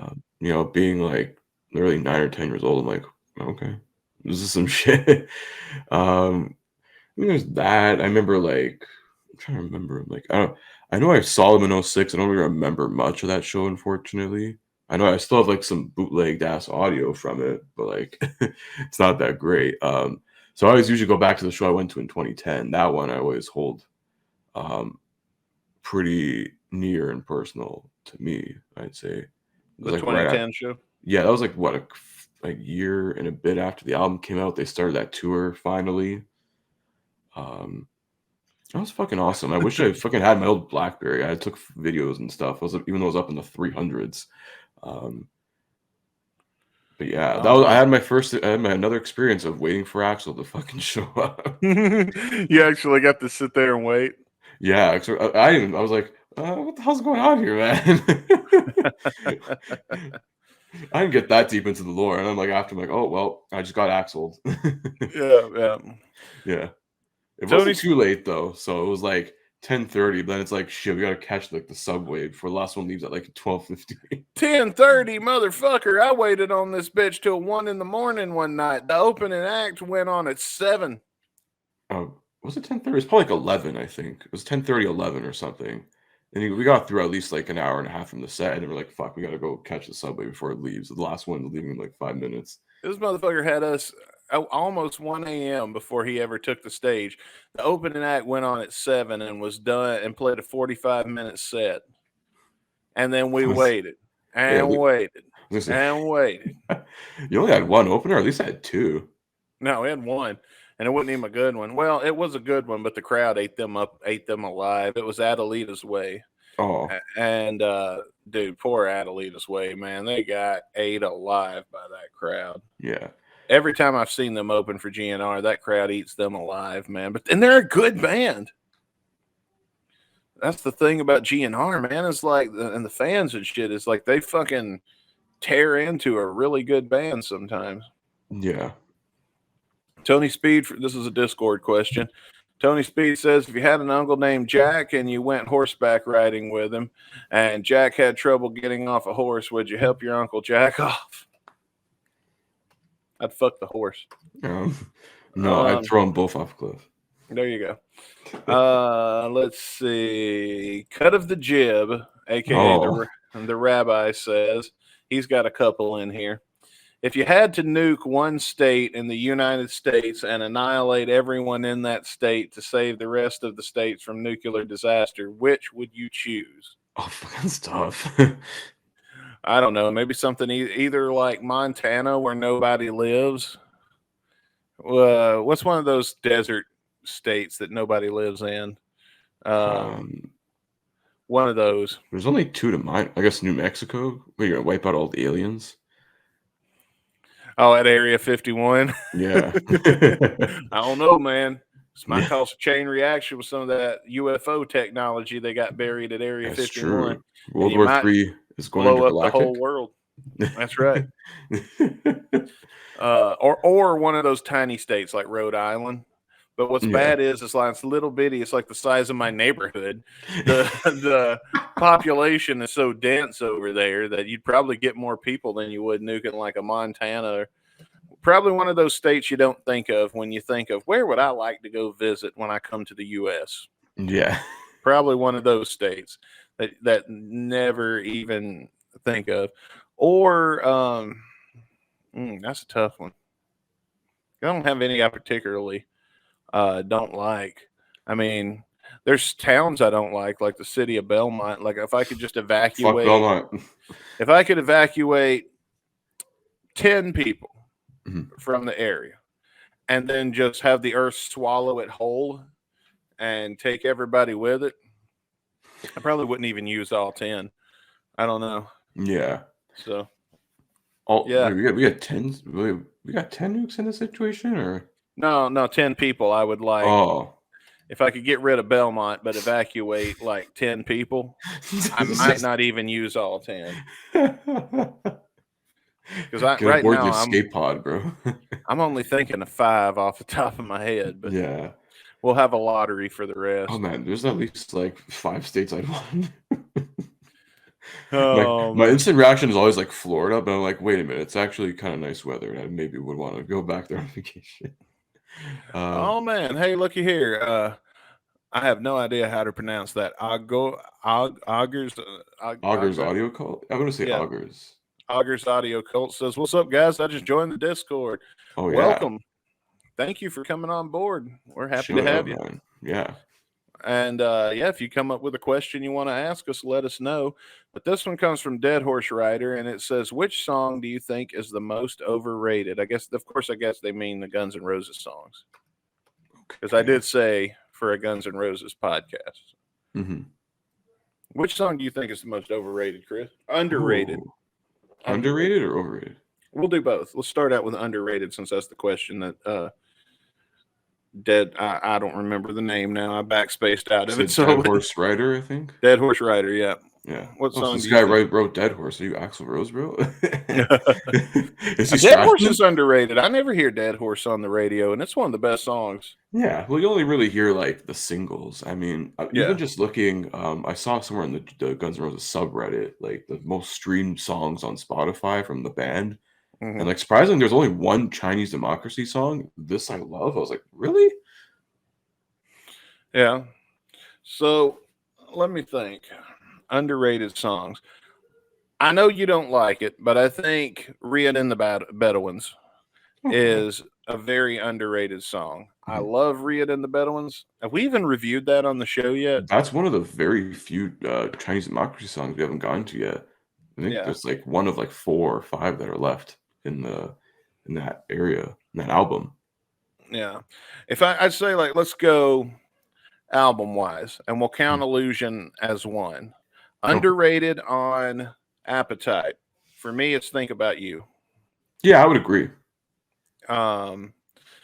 Use Your Illusion. I already said Dead Horse. I'm gonna stay with that. I think that's a very underrated song. What about you? You Okay. got one from Illusion that Well, from Illusions 1, I would probably say like Right Next Door to Hell. I just think it's a okay. great intro, man. Like a great album intro. You can play that within the first 5 songs on the set list. It's just something quick, and it's just it is a little bit. It's almost like a more of an upgraded version of like their Appetite sound to me, where they still keep that punk rock-ish kind of edge, but in that sort of hard rock vein that they've always been kind of very much pushing, at least at that time in the band. So I think Right that's on. a quite underrated song. It's quick and it's done in under like 3 minutes. So, What about Spaghetti Incident? ooh, Black Leather. Yeah, I was gonna say Black Leather too. Black Black Leather. Leather. That's one of the Yeah. few besides like what, Since I Don't Have You, that I'd actually listen to, and maybe Attitude. I never the one listened you're to Black talking. Leather before we reviewed it on this show. I barely listened to like anything from Spaghetti Incident. That was like I always heard, oh, that's one to avoid. So I'm just like, all right. Yeah, it And then I turns kind of out. grew a mind of my own. I said, fuck it, why not listen to it? Yeah, it turns out that yeah, there's pretty good Spaghetti Incident's actually a pretty good one. And I said one for Chai Dam. And did you got one for Chai Dam? And then Oh, we'll man, move that's on. tough. I would say like 90% of that album. Okay. If I would pick one That's underrated. one that's underrated. That you don't hear people praise a lot. Um, If they're gonna praise anything off Chai Dam, it's probably better. I think that yeah. whole album. I think you're right on that whole But album. I People think shit like on. yeah, better. I think a lot of even like non-Chinese Democracy fans would agree that's one of their better songs on the album. Mhm. I think one is like that's the one song that people can like unanimously agree with. Jeez, me about the lips are coming out too fast here. All right, so we're not going to do albums because we've got too many of these to go, and we're 45 minutes in. So, one Guns N' Roses song you think is overrated? Ooh, I got one that just popped top of my head. First one that come to mind, "Sweet Child of Mine." okay. Yeah, I figured some people were gonna say that. For me, ooh, probably another hot take, but I want to say like November Rain. It's a great November song, Rain. but it's like people make it this like masterpiece of a song. Like, yeah, it kind of is a masterpiece, but like when you look at it like 30 years later, it's like it's fine. You know? Okay, speaking of November Rain, that's going to be the next question I pull from the pool from this week. But Augers Audio Cult left us a question in the chat, and I want to do it first. Post grunge or metal? Oh God, post grunge that includes Nickelback, so I would avoid anything Nickelback related. So I'd rather, even though metal heads are like fucking giant gatekeepers with a shitty fan base, I'd rather go metal. Depends on the metal, because I That's don't put true. metal as one category. Like I hate like screamy shit and that shit you can't understand. Yeah. If it's that kind of metal you mean, post grunge all day. I'd rather listen to Nickelback because they've got some songs I like and I can sing along with them. I don't think Nickelback's all that bad. Yeah. I don't know. I feel like I have to like give myself a lobotomy if I ever start singing a Nickelback song. But if it's like Disturbed, for example, I love Disturbed. I don't consider them post grunge. They were started out kind of new metal-ish, but then like they kind of became more of like alt rock. Like people consider them butt rock. I'm like, I don't think they're butt rock. No way. Nickelback Well, is Drowning major Pool. butt rock. Hinder Drowning is Pool. butt rock. Drowning Pool started out as death metal kinda, and then they eventually became butt rock too. But they got better. So Yeah. I guess I'll have to say post grunge. August says Disturbed is definitely metal. So boom, you're wrong, Chris. Well, that's why I said they started off new metal, and they still have elements of metal. I mean, I don't know. I listened to one of their last albums. I don't remember fucking which one. It wasn't that 10,000 metal. Fists is my favorite. That's a great fucking album. Even the one after that was really good. Yeah, I agree. Indestructible, yeah, that was a fucking great album. Rock the bone. I don't remember all the words. Every broken bone. Anyway, that's for another time. We'll have to get into that. We'll have to watch a Disturbed music video at some I'm point. down. I'm cool for that. They're clean as fuck, man. Yeah. They know their shit. Going back to our overrated discussion, Crangiz says Locomotive is overrated. I always thought. I agree. Yeah, I feel like a lot of these like ones that a lot of the fans are like, oh, these such a fucking deep cut, bro. I'm like, it's fine. I'd say cool. Cone is overrated. That's another one too. I'm like, it's cool. I feel like if you like, it's that song to me is more of just like, you know, using music as an art form. It's like, let's make something long and like interesting. It's cool, but it's like not something like. It was cool to see him bring it out live, you know, in like the first sort of phase of the Not in This Lifetime era. But then it's still going. I'm like. Just leave it. Leave it. Yeah. Please. At least with Locomotive, you get to sing. I got to peel the bitch off my back. Yeah, I don't know. I prefer like Breakdown, Corin's Dressing. Oh, that's Pretty Tied Up. Sorry, yeah. No, that's up. Yeah, Pretty Tied Up. Cool. Pretty Tied Up is a good one. Yeah. Pixel Pirate says, "What's your favorite GNR music video, and why is it November Rain?" Actually, mine would be Estranged. You like Estranged? Oh yeah, the one where like is that the one where he's hiding in the house? So yeah, he starts off like Axel hiding in the house. I feel like that's more of like a fever dream, that one, because it just goes from like this to that, and then like Slash is coming out of the fucking water doing a solo, and then he's like literally doing like a moonwalk slide down fucking Sunset Boulevard, because why not? And then, you know, and fucking Axel swimming with dolphins. That's legendary as fuck right there. Well, most of your GNR music videos are just live performance. Yeah. Cuts. Cut together. I thought the Perhaps one was really good just because the footage was beautiful. It was gorgeous. Same with you know what? I'm gonna say You Could Be Mine.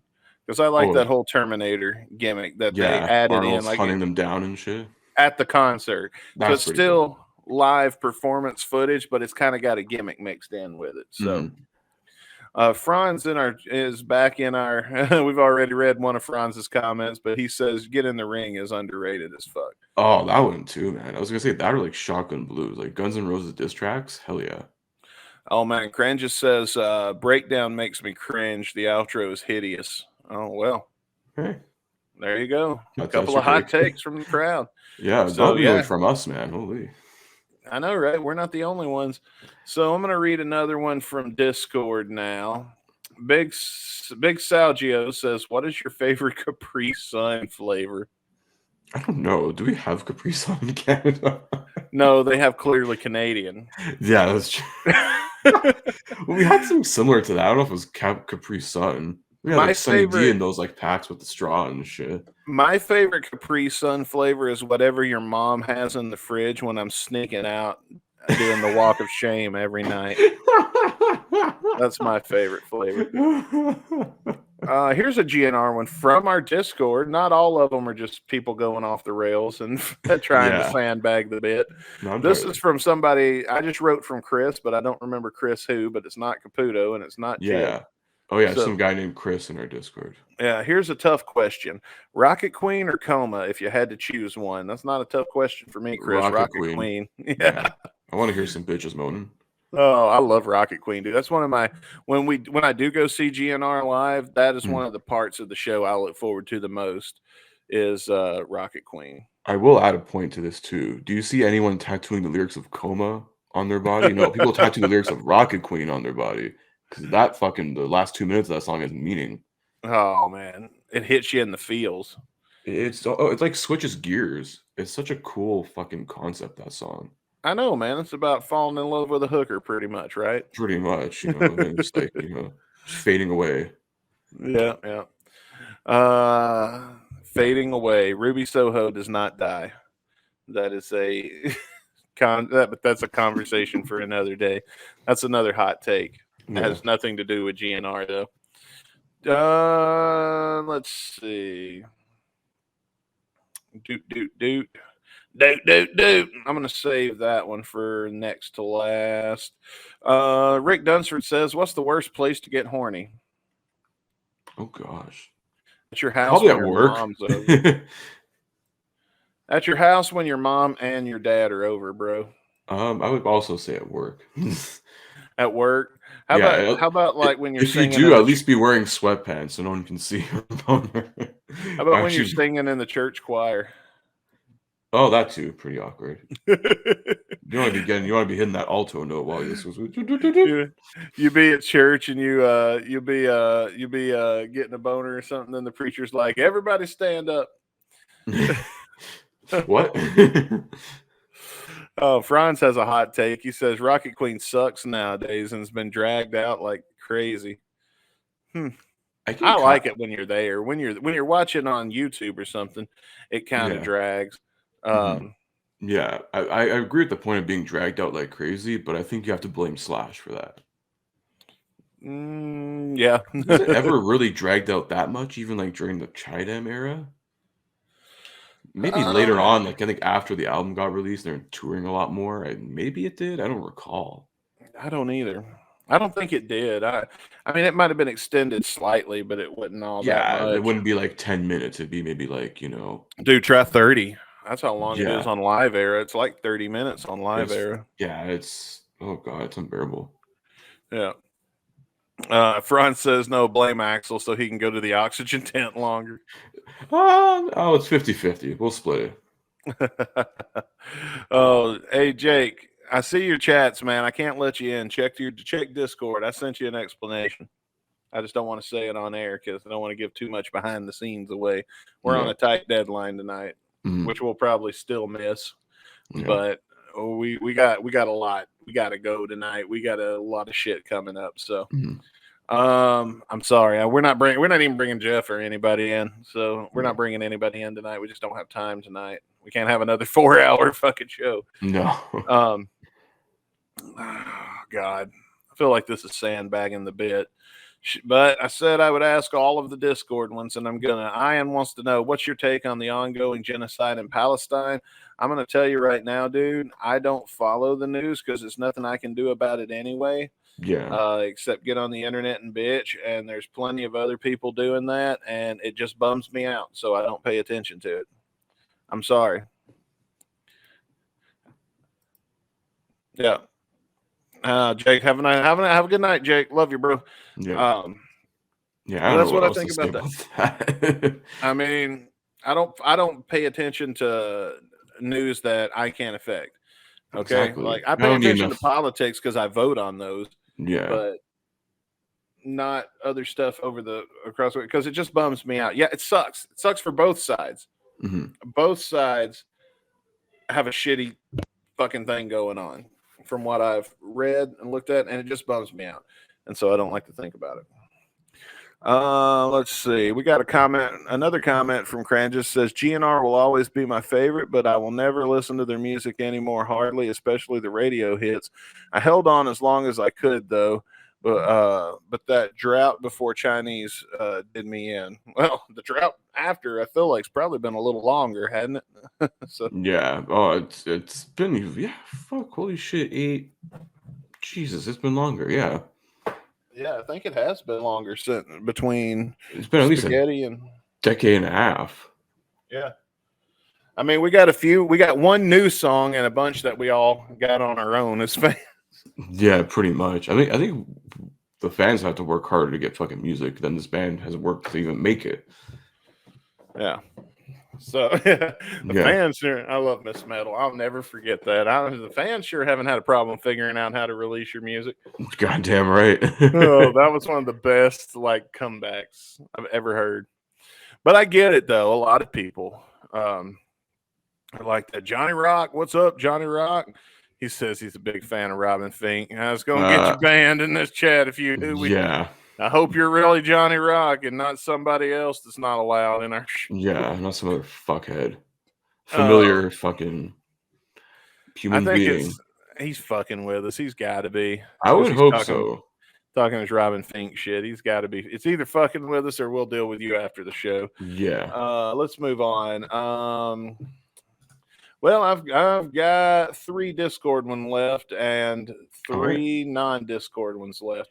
What's your favorite cover song? This is from Slash and Burn. What's your favorite cover song performed by GNR? Well, we know Chris's is Wichita Lineman, so I guess we can go ahead and I can think about mine. Dead Flowers. All right. Well, that was easy enough. No, seriously, what's your favorite cover song? Oh, besides Wichita. All right. Of course, we know Wichita's your favorite. Would Knocking on Heaven's Door count? I didn't think of that, but very good call. That's technically a cover. Not technically, it is a cover. I mean, no one complains about that being dragged out for so long. So. Yeah. Let's see. What song is your favorite to hear live? That's from Neon Ninja. I mean, It's tough. I think I already said Rocket Queen. I look forward to that. No, Night Train. Night Train 100 times. That's one of the few that even in my middle-aged stage, I still, no matter how bad I'm hurting at the show, because standing in the pit hurts me. I don't know if I've ever said that or not, because when I'm in the pit at a concert, I am in pain every time. Even when me and Rick went to Sum 41, I am in pain. But man, when Night Train comes on, I'm jumping up and down and going crazy and everything else. So Night Train, I think, is probably for me my favorite. What about you? I would probably go along the same lines too. I mean, if this was like 2016 onwards, I'd be like, okay, anything really from like Chinese Democracy, I'd be pretty surprised they would play. Cool, whatever. But at least Night Train. It's like, okay, the encore's coming up. Thank God. Yeah. I mean, I would have went with Don't Cry, but I'm like, that's one they like rarely pull out of the books now, which kind of sucks. Yeah, nowadays, yeah, it's kind of falling off, which I wasn't expecting. It's weird because they usually switch those that and Patience on the encore sometimes. Cringes has another comment. They say Axl is pretty smart though. Why make new music that you'll get ridiculed for? Just tour the hits and milk the legacy. I mean, You make a point. We might have did this to ourselves, being dicks on the internet. Pretty much. But I feel like Axel's just broken, man. After like Chinese Democracy and all that shit that went through and that decade and even somebody's going to get paid that he don't like. I'm 100%. I am settled on the explanation that somebody is going to get some money if Axl releases these songs. Somebody he doesn't like, and he's Chris sitting Pittman? on them to avoid it. Maybe. Well, Maybe. I mean, they somehow got away with Absurd. I think he was credited on that. I don't know. Going back for a minute, Johnny Rock says my favorite GNR cover song is "Ain't It Fun." That's a good one. We talked about Spaghetti Instant, the cover, its album. Oh yeah, a whole album. Black Leather's a close second, man. Yeah, there you go. Yeah.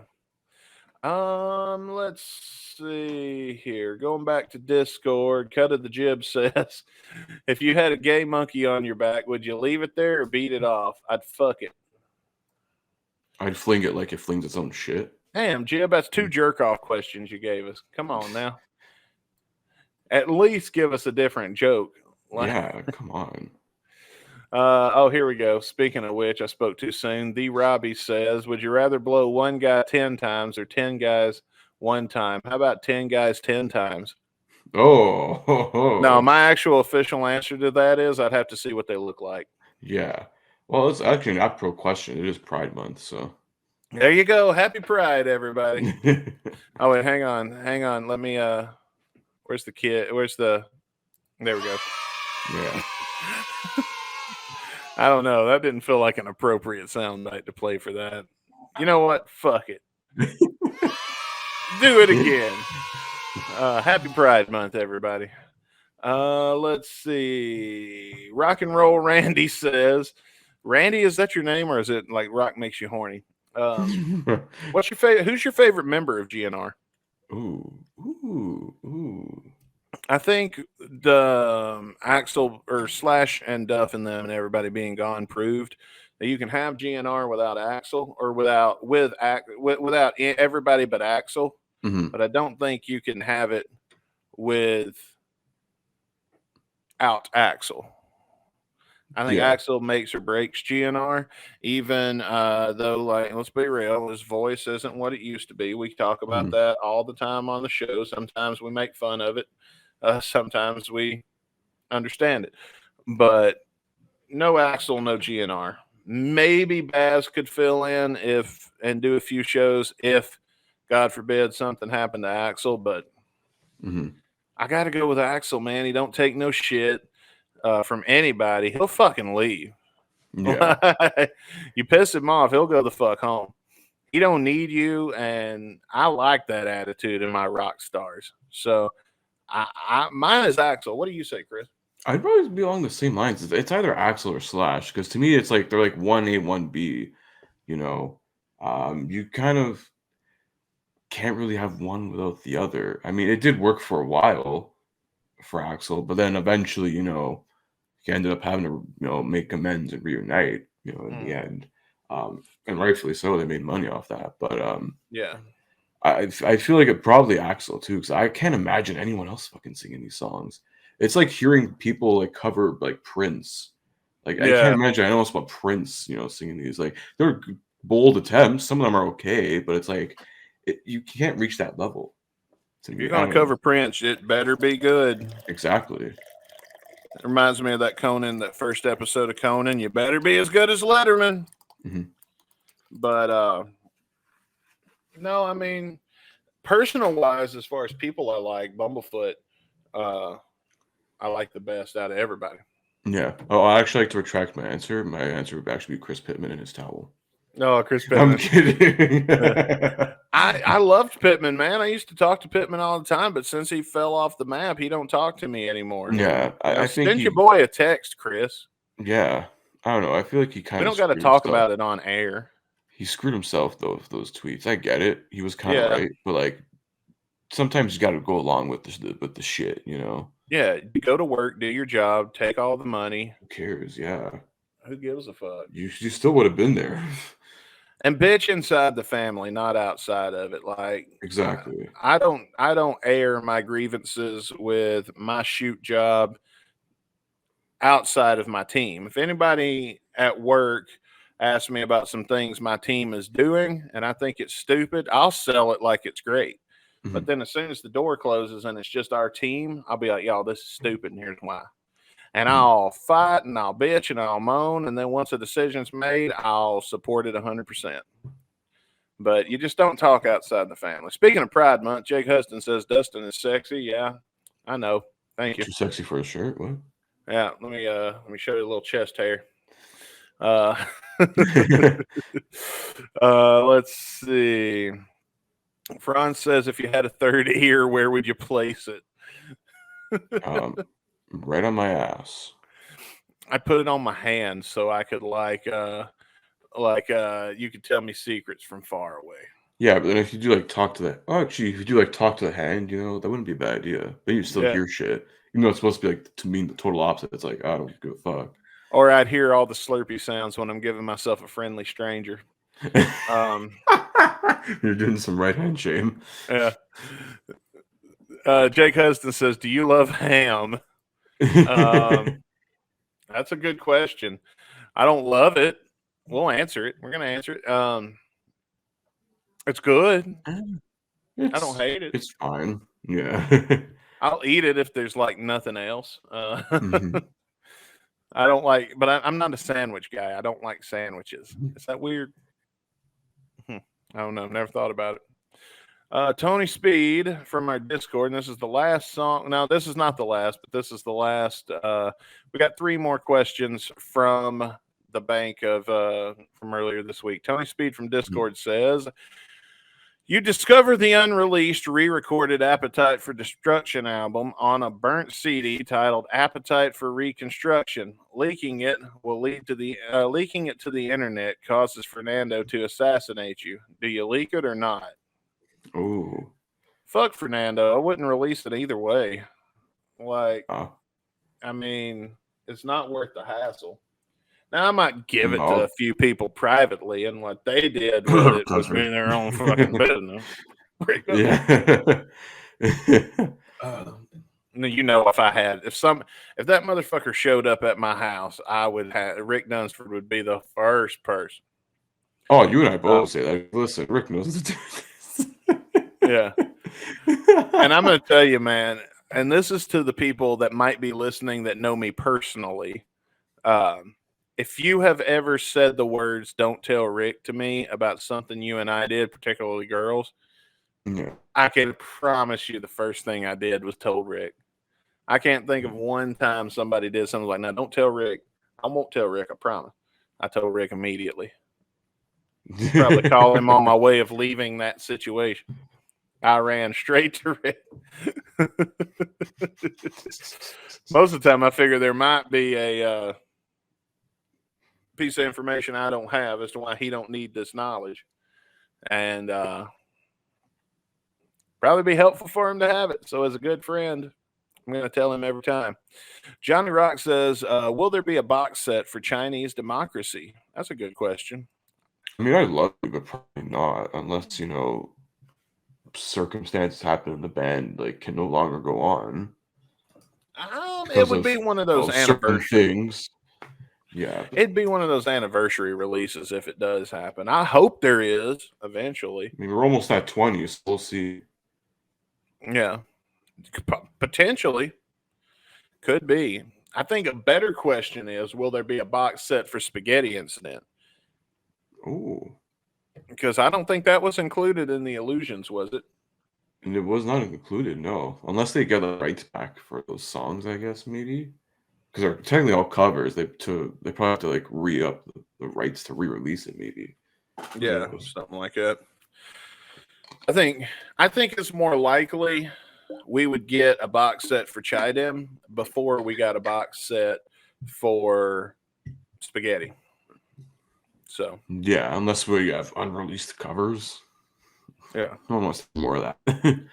Got another comment from Jake Huston. Who is better, Dustin Bonez or Dustin Starr? Dustin Bones. Dustin no, Bones. I'll tell you, the professional Dustin Burchell knows more about wrestling than Dustin Starr ever dreamed of. Let me tell you something about Dustin Starr, that toupee wearing wannabe wishy he was Corey Macklin. Corey Macklin is 100 times the Memphis wrestling promoter that Dustin Starr ever dreamed about being. The only reason he got over in the first place is because his wife was hot. Okay? He wrestles like John Cena. He's got like 3 moves he does over and over again. The best thing he ever did was say, "Oh, yeah." Okay? All right.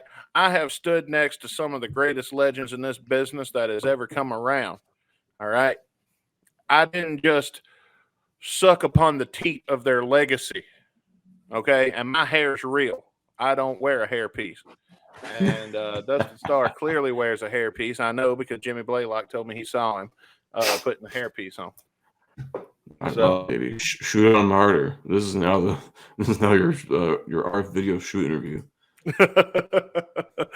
Oh, I actually have never met the guy, so he could be like the greatest dude in the world for all I know. He probably is. He seems nice enough in real life. Yeah. Duke Slayer 64, and this is our final question from Discord, and then we got one more after this. Leaked songs most unlikely to be reworked for any future releases. Eye on You. I was also gonna say Eye on You, but then I'm like, wait a minute, didn't they sample like part of that for Hard School? Oh yeah, I don't know. So I'm guessing they probably said, "Oh, we just keep this one little vocal line and then just get rid of the rest of it." Yeah. Do you see how that Crazy Robin fanboy uploaded those awful remixes to YouTube? I On did. Spotify? How the? Oh, you can. Oh, actually, man, I realized it's pretty easy to game the system on Spotify for that shit. Yeah, I don't know, dude. I banned his ass when some shit came out Yeah. about the dude, and plus he said the same shit every time. It's like I don't care for people coming on and trying to troll me. I think it's kind of funny, but don't do the same joke about laundry every fucking time, because it's not creative. You're making yourself look like an idiot, and you're not. First off, you're never gonna piss me off on here. But you will get on my nerves if you just repeat and spam the same bullshit, and I will ban you. And I won't. I don't just ban people. I shadow ban people so they can still comment, and they don't know they're banned. And because I like to leave them screaming into the wind, and so yeah, he is. I think it's the first time I've told that he's shadow banned. So he's probably still got like posted a million comments. Can't nobody see even him. And to me, that's hilarious. All right, our last final question. The final question of Ask Us Anything comes from Guns Blazing. Guns A-Blazing. I guess it's Guns A-Blazing. They spelled guns weird, and there's a Z in there. Guns A-Blazing, and there's a UH instead of an A. Guns A-Blazing.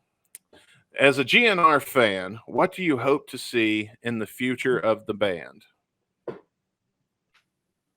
For them to stay alive. Yeah. That's one.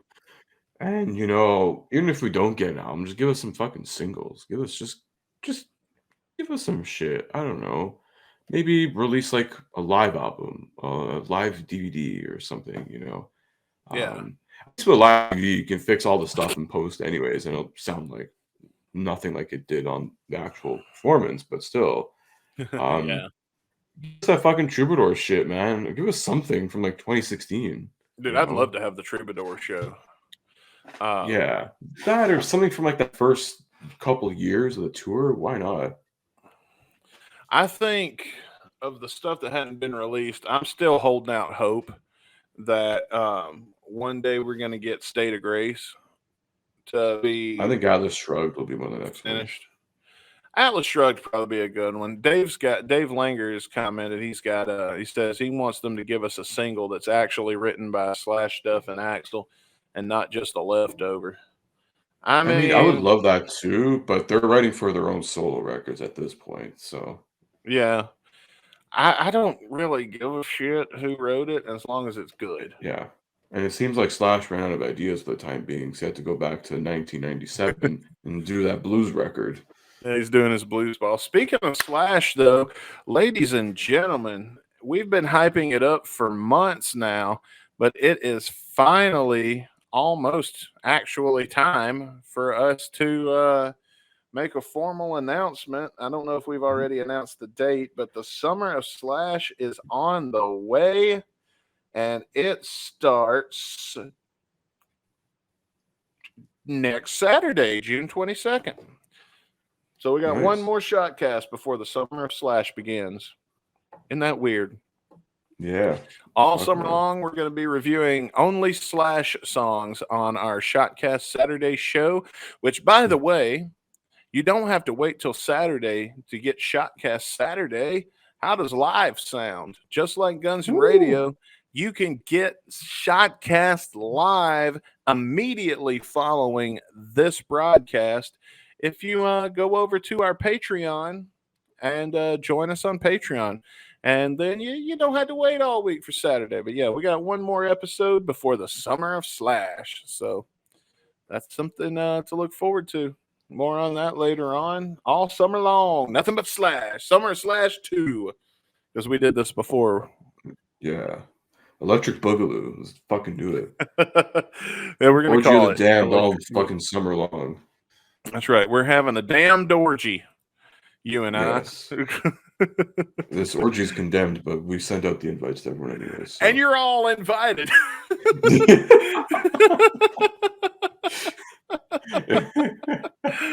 Oh, Dave Langer says Beggars and Hangers On would have made a killer GNR song with Axl on vocals. I believe it was presented to Axl and he rejected it, which was that stupid. entire first Snake Pit album. Yeah, That was stupid, Axl, because those were fucking good songs. That was a stupid. That one I would say is definitely one of the few that I believe you could have pulled off. Yeah.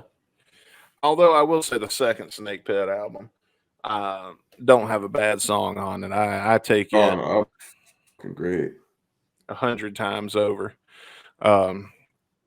Before the what am I looking for? What's the 5 o'clock somewhere? Yeah, that was the first one, like Yeah. 97. Oh wait, no, that was 94, 95. Slash was still in the bag. It was still technically in GNR when the first one. Yeah, for the first Snake Pit. Was he still there for the second one? No, the second was 2000. He was gone by then. I just want to hear more Rod Jackson, man. I want his. He was supposed to be putting out a solo album. He came on Appetite for Distortion to they even sent Brando a few tracks that I can't get the fucker to send me. But I want to hear the goddamn where is this solo album? I want it. Bastard. Dave says ain't life. Yes, A Life Grind was the second album. Okay, good. All right, so folks, it's time for everybody's favorite game, America or Nadia. And don't get excited by this first slide because I promise you the rest of this isn't as well made. Okay, so here's how the game works. I'm going to read you a news story that actually happened. These are all true stories. And you guys have to guess. So what we're going to do is I'm going to let everybody guess at once, but we'll do 3, 2, 1, and everybody say their answer, okay? All right. So let me read the whole thing, and then we'll do 3, 2, 1, and everybody guess. But these are all real news stories. And if you guys want to play along in the chat, feel free to. Did this happen in America or Nadia? America or Nadia? Johnny Yates attempted to evade police by writing "Johnny Yates does not live here" on a whiteboard and leaving it on the front door of his home. He was promptly found hiding inside of the home. Easy. This is easy. This one's easy. That's the most American thing I've ever heard. That's America. All right, guys. America or Nadia? In 3, 2, 1. America. Oh, everybody says America except for Jeff. Okay, so you guys are keeping your own scores, just so you know. All right. Here we go. The answer is America. I just tried to go against the grain just a little bit. Oh, well. Well, that's okay. We still got 4 to go. Still anybody's game. A man in blank was caught by the police driving 31 miles per hour or 50 kilometers per hour, depending on the answer, over the speed limit. While his car was impounded, he called 911 twice, demanding that the police give him a ride to the store. Now, it's only fair. You impounded my car, son of a bitch. Now, I'm going to use context clues here because I'm not sure if 911 is the emergency number in Nadia. Oh, boy. Well, Chris would know, so that kind of gives him a little advantage here. So here we go, guys. In 3, well, America or Nadia? In 3, 2, 1. America. America. Everybody says America except Chris? No, I said America. No, Who Jeff, said Nadia? Jeff? Going against the grain again. All right, here we go. Let's find out. Did this happen in America or Nadia? It's Nadia. Wow. Bam! Caputo, you don't even know your own emergency number? Well, it's 911, obviously. I didn't know. I was for real didn't know that. I didn't know if it was 911 everywhere. Bam! I'm pretty sure it is. Well, we're all tied again. Look at that. Jeff, Oh, I damn. told you it was still anybody's game. All right, 3 more to go. I've got to figure out what city that fucking happened in. Some idiots there.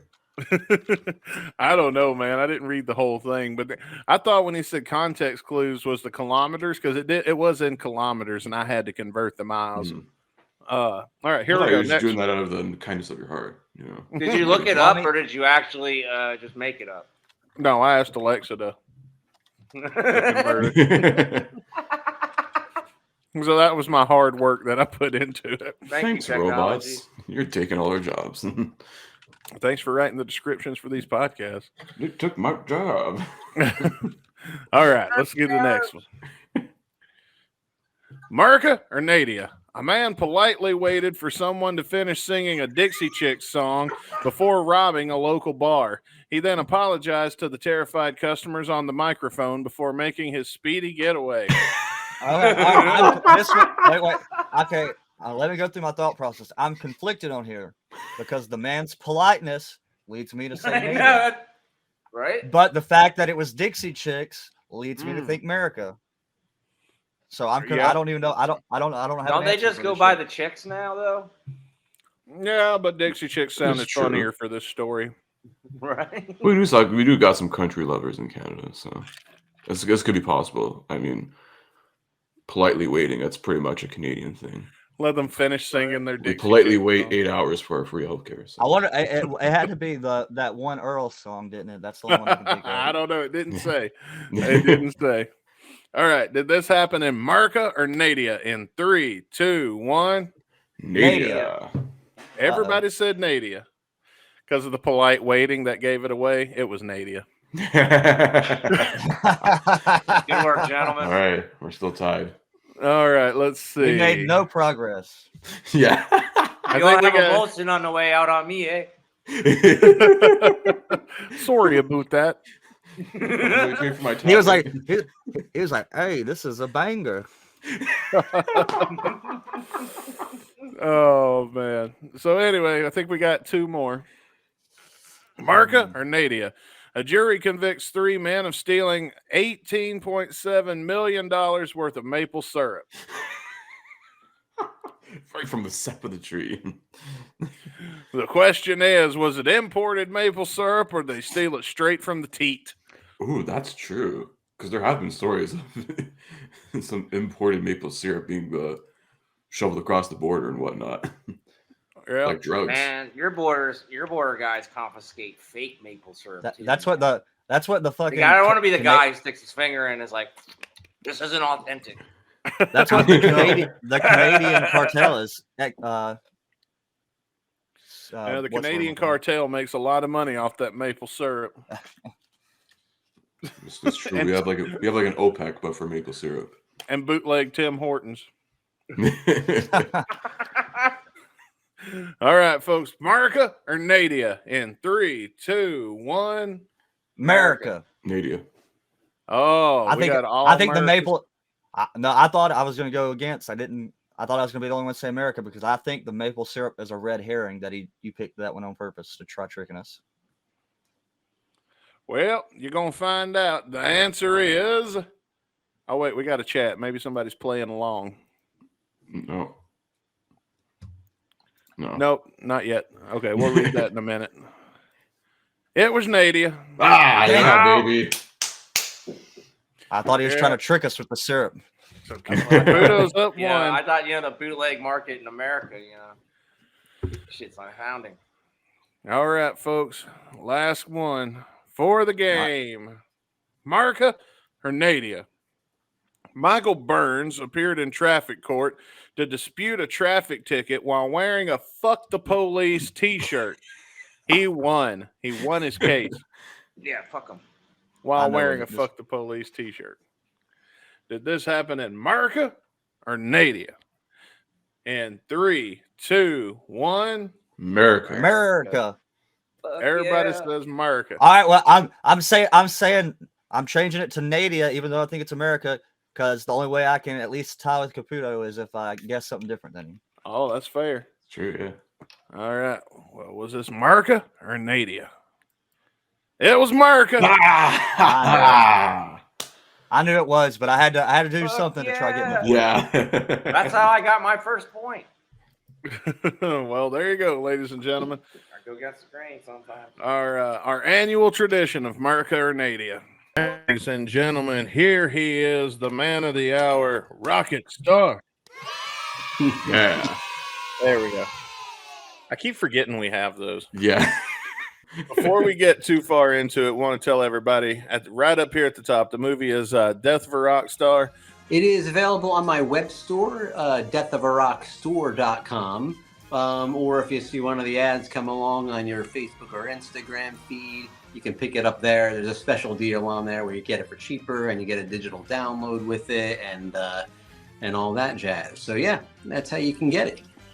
Yeah, I didn't want to wait on the DVD, which it wasn't really that long ago. I was impressed. It came the week I ordered it. Like usually you order something online, it takes like 3 or 4 weeks to get here. Yeah, I try to get them out the door as quick as I can. I'm not going to always be able to do that, but right now, like when I get orders, I kind of try to get in the post office within a day or two. But it's going to run me ragged eventually. But right now, I try to do.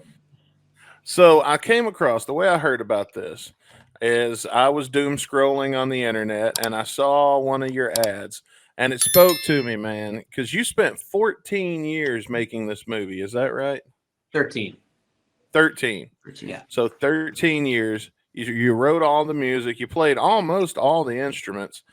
And then this is the part that impressed me. You spent 8 years meticulously animating this entire film. Yes, completely on your own. I know. What the hell's wrong with me? This is not something a normal person does, or a sane person, or a healthy person. But it's something that I did.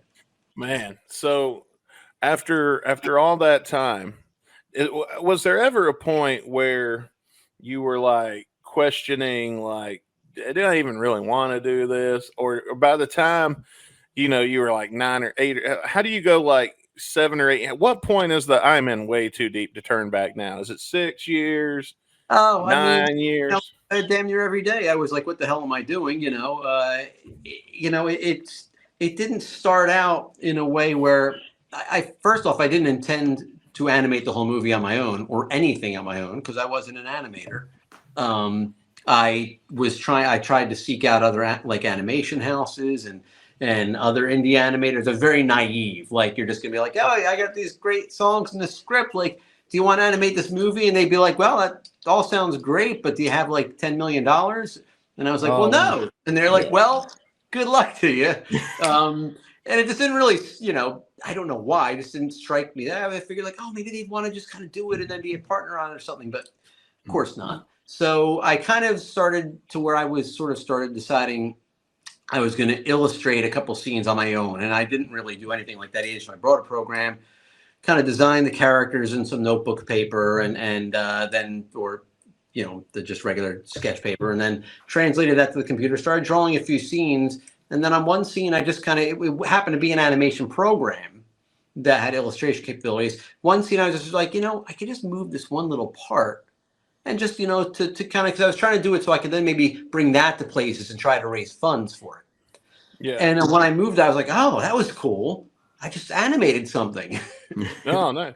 And so then 8 years later, it was kind of like that. I was like, well, maybe then I could just, move this or animate. And I just started doing little things like that. And eventually I was like, well, fuck it. I guess I can just do this all on my own. I'll just do the whole thing. And again, it didn't really strike me what I was thinking to take on at the time. I wasn't like, I'm going to do this for 8 years. And it was kind of more like, I'll just do it for as long as it takes and on weekends, whenever. Just did not really hit me that this would be how long it would all take me. But there you go.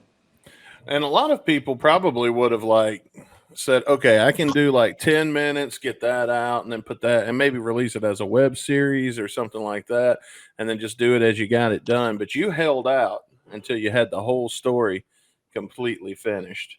And yeah, that was partly because a friend of mine who at the end of the movie, he's credited as one of the, I think I called him an advisor or consultant or something like that. My friend Phil Alaco, he's a filmmaker and he kind of acted as a producer during it. Like I'd meet with him, I'd tell him what I was going to, he just watched the clips as I did them. But in the beginning, I went over to his house and I had just kind of done one scene. It was the second song in the movie that you see there, although it was much more basic than what finally went on screen. And he asked me, what I'd been doing lately. And I showed him this thing and I was just like, he's like, oh, wow, what are you going to do with that? And I was like, I'll probably just put one up on YouTube as I finish it every 3 or 4 months. And he was like, dude, YouTube's not a plant. He's like, you have to do this. This is like too special for you to just like treat like some little thing you're going to put up every few months, you know?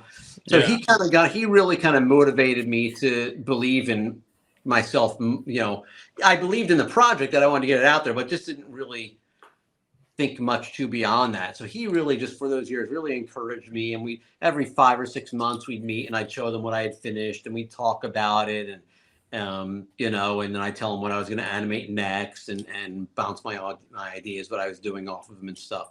So that was really helpful to have that, you know, him and his producer of his films, Eisen Robbins, he's also named as a advisor at the end of the movie. They both, you know, I'd meet with him every 6 months or so too. And we just all talk about what I had already done. And, you know, so that kind of helped me a little bit to keep moving forward, you know. Did they take a look at the movie as it was being completed and be like, hey, you know, needs a little work here. You could probably make it look a little better here. What if, you know, he gets a boner while he's thinking about the girl? They never, and that was kind of a purposeful thing is that if I, you know, it's like they would never tell me what I should or shouldn't do, any ideas or anything. But what, you know, they would sometimes say, like at the very first, that scene was a lot more blatantly political, that first scene I had done, you know, named certain books, certain things. And they were like, you know, you should probably generalize it just a little more. So it's not so specific. So it's in a world of its own in a way. So I kind of changed just a couple things based on that. But then when, you know, as you know, I kept going on with it, what would happen is if I, you know, maybe tell them, okay, here's what I'm doing for the next scene with this character, this, that, and the other thing. And Phil would maybe be like, you know, you should maybe come up with a different idea. That's maybe not too strong. You have to, if that's the scene you're going to do with that character, you have to really show what their motivating idea is. And I get so annoyed because I'd be like, fuck, you know, it's like, first you get annoyed, like, no, but that's what I want to do. Then I think like, well, fuck, he's right. That really isn't a good idea. And it would get me to think, but the idea was that I always had to come up with the ideas. He would never say, here's what you should do to do that. This is the idea. I had this thing. And each time when he would do that, it would make me think harder and I'd come up with a better idea than I had. So that was another really, you know, it was a great aspect of it, is that my ideas improved by having somebody that I trust, some people that I trust, because, you know, plenty of people just want to hang their hat on something to tell it, you know, to say, oh, I told him he should change that or whatever. But if he, because usually 99% of the time, you'd be like, that was awesome. That was great, you know, blah, blah, blah. But once in a while, if he said, no, you have to show, you know, where that character developed for that scene. You can't just do that. So you really need to rethink that. I knew he was serious, you know, and I knew that was something I had to really take seriously. And I'd say in all but maybe 1 or 2 occasions, I thought and changed the idea based on that. How did you commit some of the more abstract scenes to paper, or did you at all? Did you just know what you wanted when you went into the animation point? Well, I wrote a whole script, and then I proceeded to ignore it the entire time. I've never written a script in my life, but I figured, you know, you have to. So I did write. I wrote, you know, I bought a script writing program, wrote the whole thing out, and when I went to animate it, though, since I had never animated anything before, of course, when you start doing it, you start going, oh, shit, that's not really going to work. Or that's a little too hard to pull off. Maybe I should do this idea instead. Or I do something like, to give you one example, there's a scene in the movie, if you remember, where, you know, he pulls some umbrellas out of his hair and you know, gets blown up onto a cliff. Well, that happened because in the script, she actually, the female character, Ronnie Way, is actually on the edge of a beach with the water, and she's very distraught at the end of the beach, and her song before that takes place there. And he walks over to her, and then the next song begins. But as I was going along before that, I ended up with her up on the top of a cliff. And then I stopped to do the next thing. I was like, oh, fuck. Now what how am I going to get him up on top of the cliff within 3 seconds? And I thought, and then you start thinking, you know, it's animation, so you can do anything. He's got this big, giant head of hair, pull some umbrellas out. The song is called Umbrella. So the wind rolling. Like, it's, you know, that was a kind of great thing about also working on my own being the only one animated, is like sometimes the idea is, in the morning I could just work free flow. And some morning I'd be like, that doesn't work. Let me try this. And then that idea would lead to a different idea.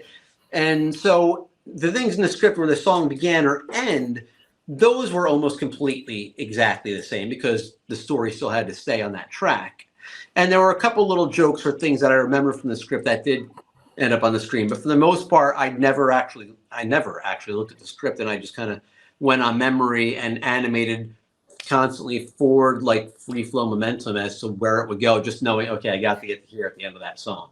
Just make sure you get there, but anything else within that scene is up for grabs. You can do anything. So that's why it's constantly moving, as you saw, and it's constantly changing and things morph into each other, because that's how I was thinking. I was just trying to keep it moving and interesting to get from one point to the other. Yeah, and one of the things I can say personally I liked about the movie is that you always have the lyrics on screen. And what led to that particular choice? Because a lot of times, you have to watch movies like The Wall and stuff like that. Sometimes you have to watch it if you're not familiar with the music. You might have to watch it 2 or 3 times to be able to catch, or at least watch it with the subtitles on to be able to catch everything. What was the decision to go from like maybe just some kind of boring subtitle at the bottom of the screen if you wanted to have text, to making it basically a 90-minute lyric video? It's like a comic book brought to life is what I think of it as. That was, again, it was one of those sessions where I had done that initially on that very first scene that I animated, which is actually the second song in the movie. And that's how I had done it, but I wasn't entirely sure that that's how I wanted to do everything. But then when I watched it with, my friend Phil and his producer that we bought an eyes in, and we just watched it and discussed it, and I just said to them, I'm not sure if I'm going to continue with the text balloons or not. And they were like, "Oh, we like them." I thought it was really helpful to have them, and so that was some good feedback, because then I was like, "Oh, okay, so they're not distracting to you." Some people find them distracting. No one's going to love every little idea you do, but most part, I found that played out to be true. What they thought as well is that people like having the lyrics on the screen. It seems like it starts out. It seems like it starts out like text balloons and stuff, and then as the movie goes on, it gets bigger and bigger and more incorporated into the entire visual of what you're seeing throughout the whole thing. At least that's.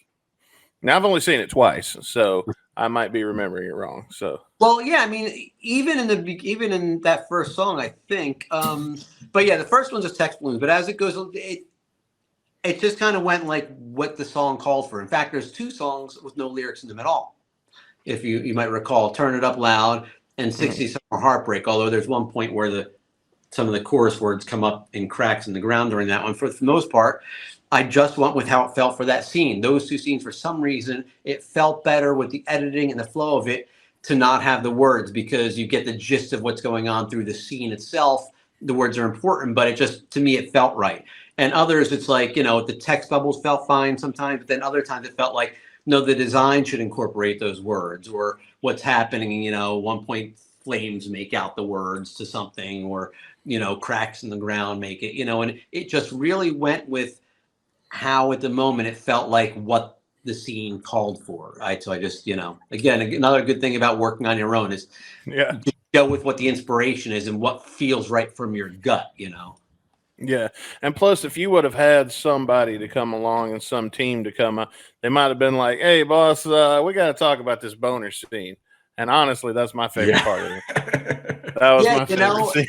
It's kind of funny because I did that scene and then brought it to Phil and I to show them, and they flipped out about it too. They were like, "This is the best fucking thing in the movie. This is the movie. The whole movie has to be like that." And when I did, that was one of the ones where I thought of that scene like last minute, because in the script, it's more like something that kind of, they're going through a bunch of different scenes from movies. Like they're going through the beginning scene of Raiders of the Lost Ark, and then it moves into a Star Wars scene, this and that. And when I thought about it more, I was like, oh God, that's going to be so hard to do. And I don't even know how to pull that off. And I was just trying to think of a great way, because it's supposed to all take place within a split second, that song. It's the second that he falls in love. And I kind of try to make that clear by every time you show the side of his head, his eye is a little bit more closed and a little more open. It's supposed to be the blink of an eye, that whole song. I didn't notice that. Yeah, that didn't work out real because it was really difficult. It's hard to explain. Someday I might actually do a little video online showing the animation of why the eye blink didn't work like I wanted. But yeah, so that whole scene supposed to take place in the blink of an eye. He sees her, falls in love, and that song going on in his head is just 1 second. And so yeah, so it gets hard that quick, right? I know, right? And yeah, so it's just like something I really quickly, I was sketching in a notepad. I had to come up with something within like a day because that's when I was going to set to animate this. And I just kind of quickly came up with that idea. I was like, that's it. It takes place all within his head, and I'll just do that. And then the body and shows the fluids going on, his heart beating and pumping love. And so that was, just kind of how I can. And then when I showed it to them and they just absolutely loved it, I was thrilled. I saw that scene and my girlfriend was with me, and I was well, she wasn't in the room yet, but I was watching it, and then I called her in. I was like, "Baby, come here, you got to take a look at this." So she came in and took a look, and she watched the scene. She was like, "Let's watch this whole thing, but let's do it this weekend where we can have edibles." And I was like, "Oh, that is a good idea." So I should say I've seen the movie about 3/4 of the way through, and then all the way through again with the help of the edibles. And I'm going to tell you, that's the way to see it.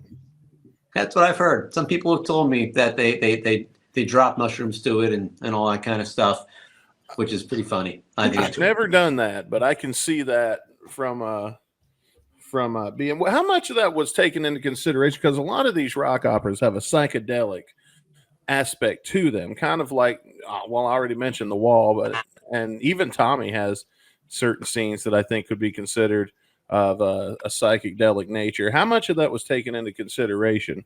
I mean, I'm not sure. I mean, I guess it just was that I love that aesthetic, and it's the aesthetic I was going for. There's like the Yellow Submarine, look at bright colors and things are all swirly, and early glam is very colorful, and just the abstractness of stuff I enjoy. Like, I'm not a big fan of the Tommy movie, but I love the record. The record is fucking phenomenal. But the movie I'm not a big fan of, but I love the scene, that Elton John scene where he's got the big legs and the stage of it. It's just so abstract and cool. And I wasn't even really thinking. Although when I was animating, I was thinking like some people might want to get high to this, but it was really just a matter of that's just how it came out of me. I like that kind of stuff.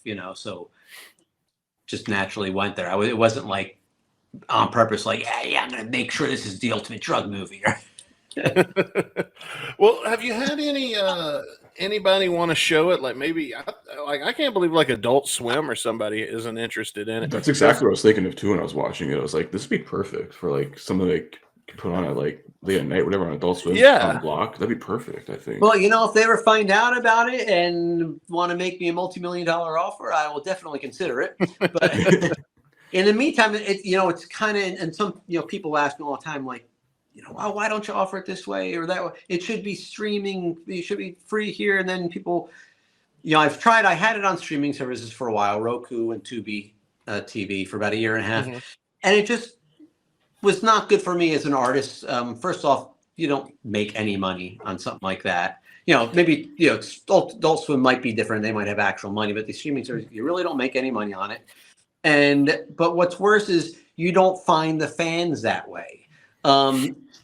People watched it on there, I'm sure, but I have no idea who, but with the way I'm doing it now, like the ads, like you saw the ad, you bought the DVD, you're on my email list now, you asked me to be on a podcast.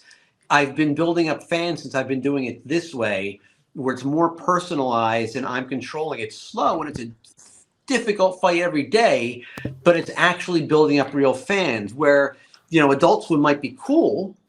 And again, like if they have a lot of money and some way of doing it, it'd be great. But I don't know how that would benefit me in the long run as an artist. It might, but I certainly know it wasn't working for me on streaming services. It was just really a waste of a lot of my time. So yeah.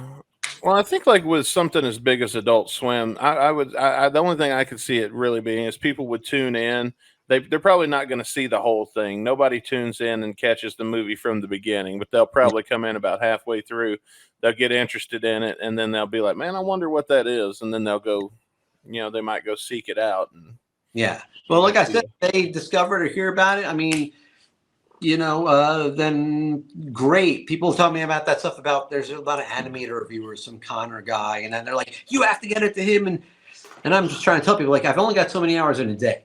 You can only give attention to pushing on so many ways. Like, I don't have time to suss out Adult Swim and try to figure out who the right person is and then keep following up. And I don't have time to send it to these YouTube animator reviewers and try to follow up. What I have time for is to interact with my fans that are coming into, my ads and get the mailers out, try to work on a next record. You've got to kind of go where you're going to get the most meat you can get for the moment.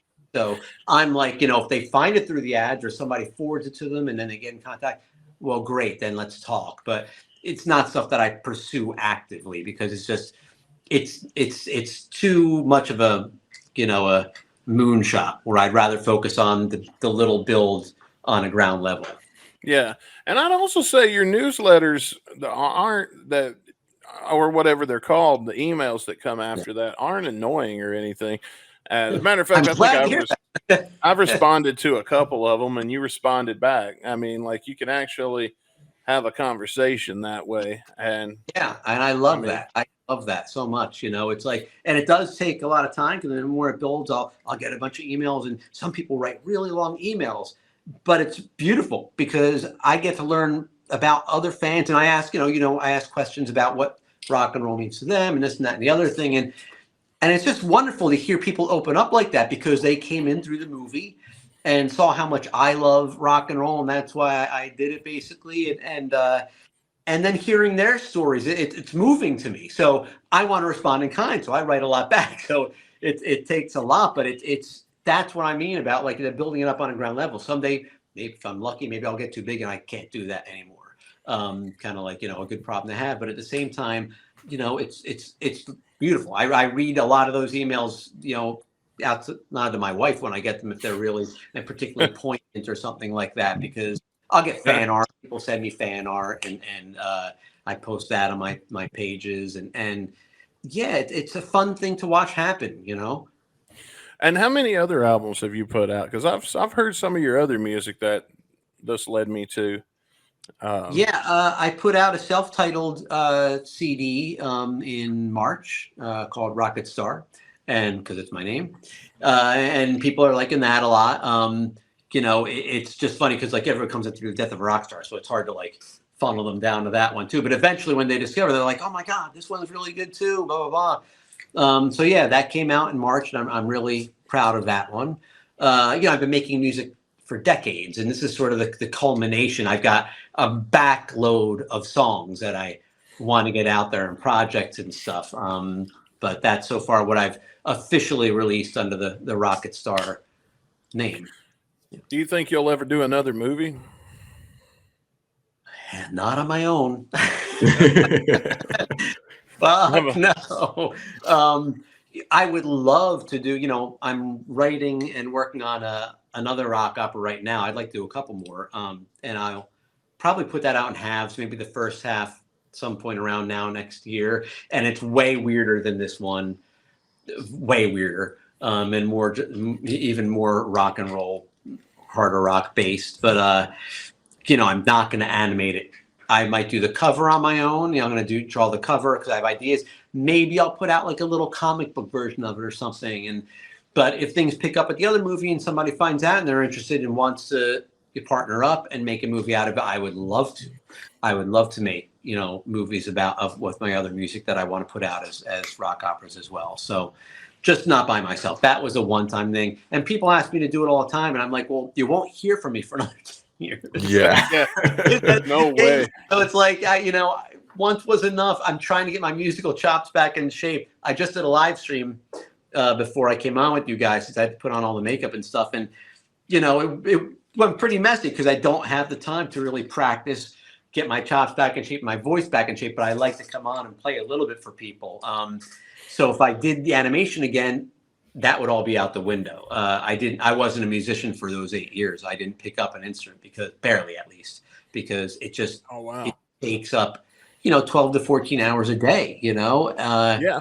There's just no time for anything else in life. I can imagine, because just editing video can take several hours. So I could imagine when you have to actually go in by hand and create every frame of everything you're seeing yourself. Yeah, and I know what you mean, because I even make my own live videos. You've probably seen some of my Instagram for some of my songs. I do in front of the green screen and edit them all together, and even that takes a couple days to edit all that and make it work. Oh yeah, I like those. By the way, I like those music videos you put out. We tried to show a clip from them last week to tease you coming on, but our streaming thing didn't work right, so we just turned it off. We were like, we're doing you more harm than good. We gave them a little tease at least. Yeah, we gave them a little tease. They know what you look like. All right. So I'd like to do another one or two. I almost shot one today, but I decided to do this other thing instead, and I'll probably do another one in a month or two. Right on. What was the first instrument that you picked up? Well, I started playing piano when I was about 5. Oh, okay. I was, given lessons on it, but never got any good at all. Like just you go through the motions for a bunch of years and play what they put in front of you, the little books and stuff. It wasn't memorized. Yeah, basically. Yeah. Just I didn't know how to make the instrument my own. When I was about 15, I became a rock guy through Guns N' Roses. Yeah. That's the whole thing. That's the band that changed my life. So I was like, I had to get a guitar. And playing the piano is not cool, Mom. I got to get a guitar. You got to play. They let me pay for my own lessons if I would continue with the piano. So started playing guitar at 15. And again, I'm not a great instrumentalist. I never got real good at that. I was always about, even from the beginning, I want to write songs and just be good enough to write and record my own songs. It was in my early 20s when I revisited the piano. I found a guy who was around my age who was willing to kind of give me lessons. He used to come into a store I worked at. And through that, and through listening to Elton John's 11-17-70 live record, and Tori Amos, who I loved, her first few records at the time were really big for me. I found my own voice in the piano that way and realized how to make the instrument work for me. And so now that's still my mother instrument. I've got it right here, actually, sitting right next to me. That's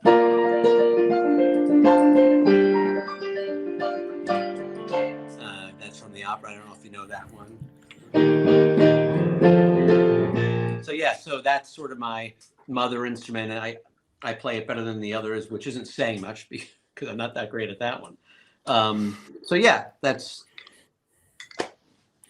Well, I mean, the music. Does that answer your question? I don't even remember what the question was. No, it does. The music itself is really was also really.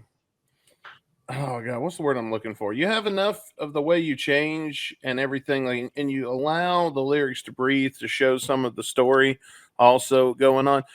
How different is it writing a song for an album versus writing a song for a rock opera?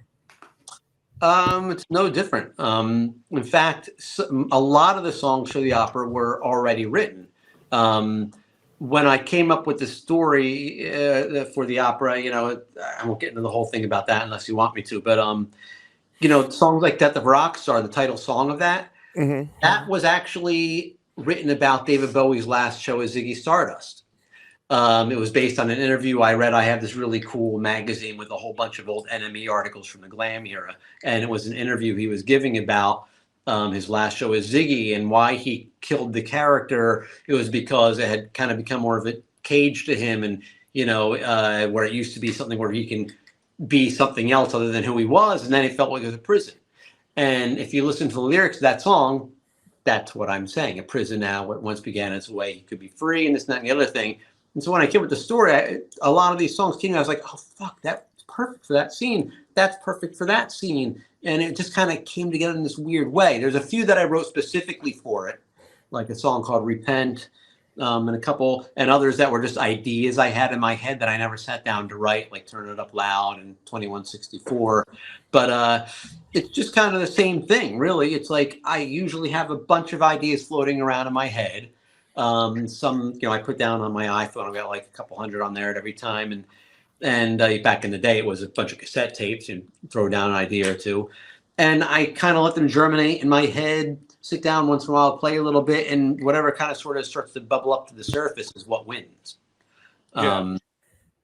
So that's oversimplifying because there's so many different ways to do it, but yeah, it's not really any different. If I need a song for a specific thing, then I'll write a song for that specific thing, whether it's for the movie. I find the best ones are the ones that kind of come out over time on their own. But, then again, last summer, I forced myself to write a song called Galactic Pioneers, and that's on my latest Rocket Star record, and people seem to like that a lot. It's my first synth pop record ever. So nice. I guess do it on demand as well. Well, let's talk a little bit about the storyline of the movie, because I haven't seen a lot of that on some of the socials and the ads I've been seeing. So it takes place in this futuristic, I guess, what's the word I'm looking, dystopian future. Yeah. Where we're not going to say Catholic Church has taken over the entire world. Right. Well, see, it's not. And there's a scene in the beginning where it makes clear, like, there's all these religious wars still waging elsewhere in the world between, the, Islam and Catholicism or whatever. You put in whatever thing you want. I never call it Catholicism or anything like that, because the ultimate point is he's technically the Tsar of America. And, there's all those other countries have their own dictatorial. The whole world is under that kind of thing, but there's still different countries. Yeah, it's hard to get really detailed in a little opera like this. But I throw little things in there to make that kind of clear. And it's more of a marriage, like, yeah, it's that religious part from the right, and then the overly communist part of the left, and they've kind of merged together. They realize that they both just want to control people as much as possible, so they figured we might as well do it together, and it becomes one horribly dictatorial regime. That's in the song Repent. It kind of tells you about that. It says, since the left and the right joined forces to fight the unpredictable will of the individual, we've replaced Adam Smith's invisible hand with a visible fist of the will of the people. So it's kind of a, it gets, some political stuff thrown in there. And obviously it's got a lot of my views in there.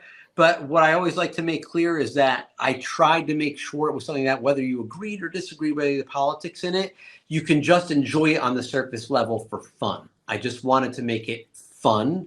When I started making it, things weren't quite as political as they seem now. I felt like, a whole different world. 13. Because this was, I literally started this during the Bush administration to show you how long it's been. And it's kind of held true all that time, whether it's been Obama or Trump or Biden. It's like people still say, wow, that's still, that gets kind of relevant to today. I'm like, yeah, but I started this in the fucking 2000s, man. We went through 4 presidents. So it's like, but I just want to make it clear that it's fun overall. It's a love story. It's not like it's beating you over the head all the time. You and say you must think this or believe this. I want people to enjoy the big boobs and the penis getting erect and laugh like the kids over stupid jokes.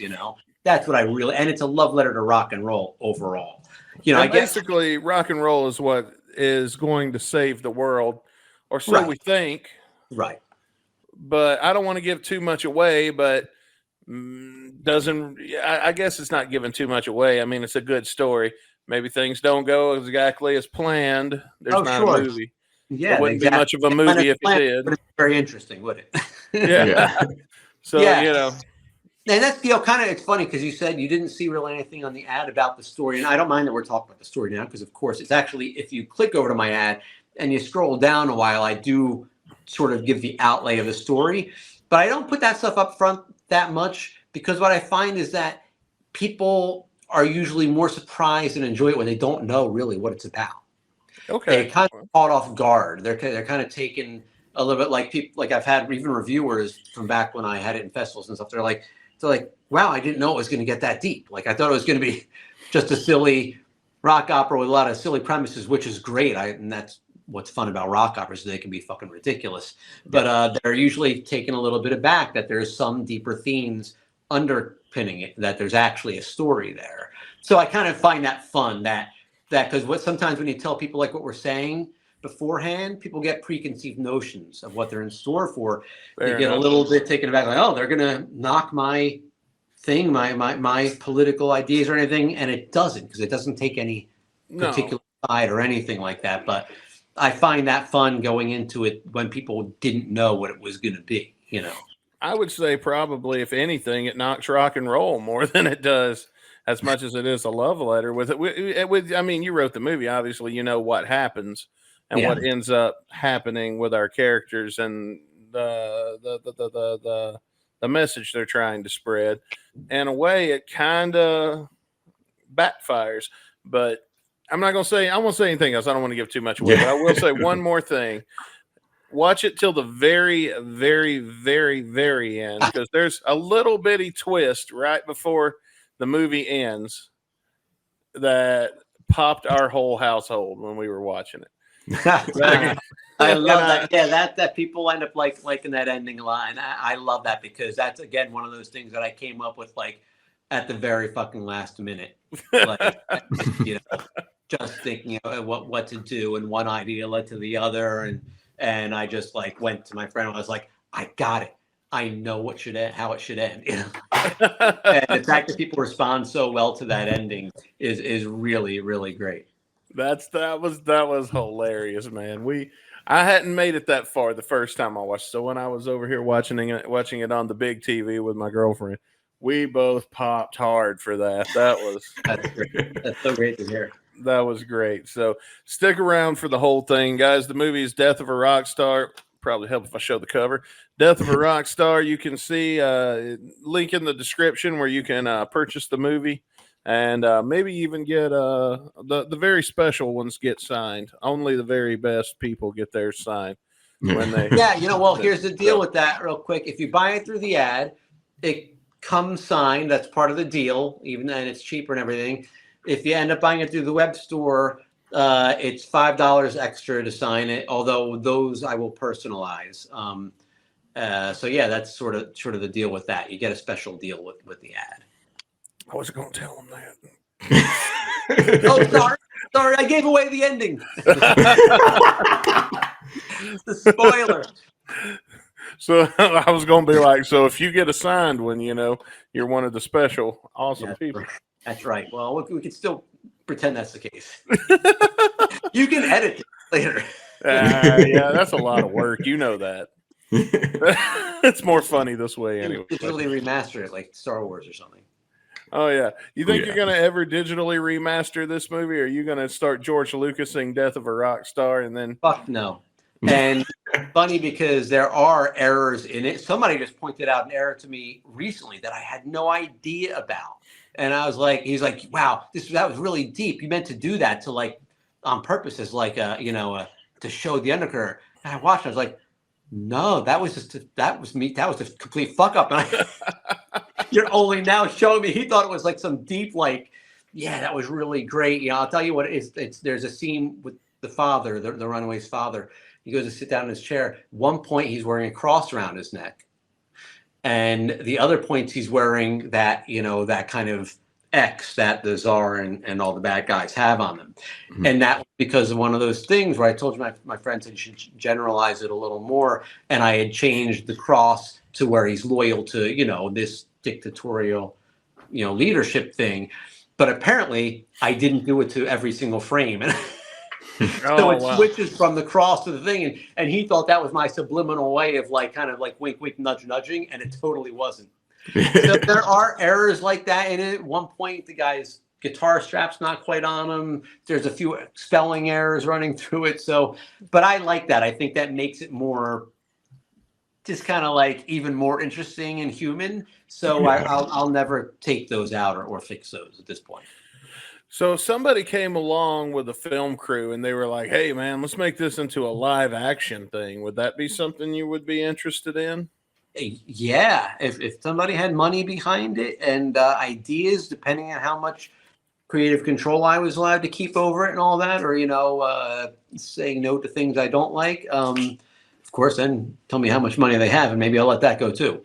But no, that would be amazing. I would be really curious about that People always talk about Broadway and stuff, and you know, it's similar to the Adult Swim thing. Like, you know, I'm not going to pursue that because it's such a moonshot.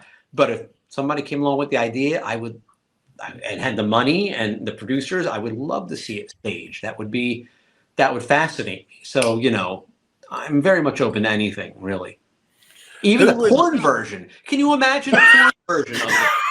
I mean, it's screaming for it, and that would just tickle me with a feather. Oh man! Well, they wouldn't be using hammers in Repent. They would. That's be, right. Yeah. Oh, they'd be using hammers. Different kind of hammer. So who would, if you could cast this as a live action movie, who would play the rock star? Oh, me, of course. Oh, you? Okay, well there you go. No, I have no idea. He's technically half black. Gonna have to have some CGI here. Exactly, yeah. And then I'll be canceled.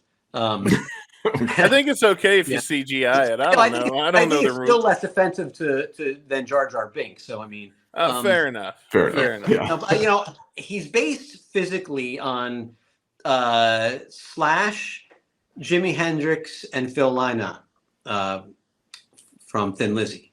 That's mostly a little bit of Prince maybe in there too, but like that's mostly the combination of them is like where the face, the way he stands and everything, it's like a hodgepodge of that. So anybody who can kind of come that kind of vibe across, you know, that's what I would be looking for, you know, like a strong, you know, angular long face, or, you know, why the long face? You know, forearms, of course, essential, you know, massive cock. All these things are obviously very important to the character. Extremely. Yeah, at least for the Death of a Cock Star version. The yeah. Well, see, that's the twist. In the porn version, he's got to have 4 dicks also. Yeah. That would be great. Now that I'd pay to see. That's right. Imagine the play that for $1. Hell yeah. Get that on Patreon. Go ahead and say, well, no, better not, because now people's going to start making your fan fictions for you. Yeah, they're going to start a GoFundMe. That would be awesome too. I would. That would be hilarious. And again, I love anything. I love the fan art that I get, and if people even did fan fiction, that would blow my mind. So send in your pornographic Death of a Rock Star fan fiction. So rule34.com. I'll do it G or X-rated. Anything is fun. What about the chick? Who would you get to play the chick? Oh my God! I guess Scarlett Johansson. Oh, there you go. See, that's no, not even that. I don't even know why I said that. I guess because she's a small blonde chick. No, actually, who is what is her name? I can't think of it. There's a recent actress who, oh gosh, and people are going to kill me for saying this, but she is a thin blonde with very big breasts. Sydney Sweeney. Yes. I mean, the internet only talks about her boobs now. So. I mean, she's beautiful. People give her a hard time as an actress. I think she's a fine actress, but she is gorgeous and physically kind of looks the part of the character, I think. So, yeah. Well, I guess. There you go. Well, we got one character cast. All right. So there you go. Yeah. Make it happen. You know, and I think, you know, we were talking about this because you were mentioning skill and stuff like that earlier. And I think when it comes to acting, well, particularly rock and roll, one thing I have found that a band does it. Rock and roll is kind of like professional wrestling. You don't have to be good at it as long as you've got the charisma. And if you don't believe me, the guy that made the most money in the entire business in professional wrestling was Hulk Hogan. He couldn't wrestle worth shit. Yeah. But he had charisma.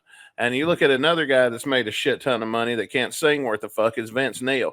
And so, I mean, you know, you don't have to have talent as long as you got charisma. You know, that's what I love about rock and roll. And I don't know if you watched the video, one of those emails that comes with where I talk about what rock and roll means to me is that it's kind of both.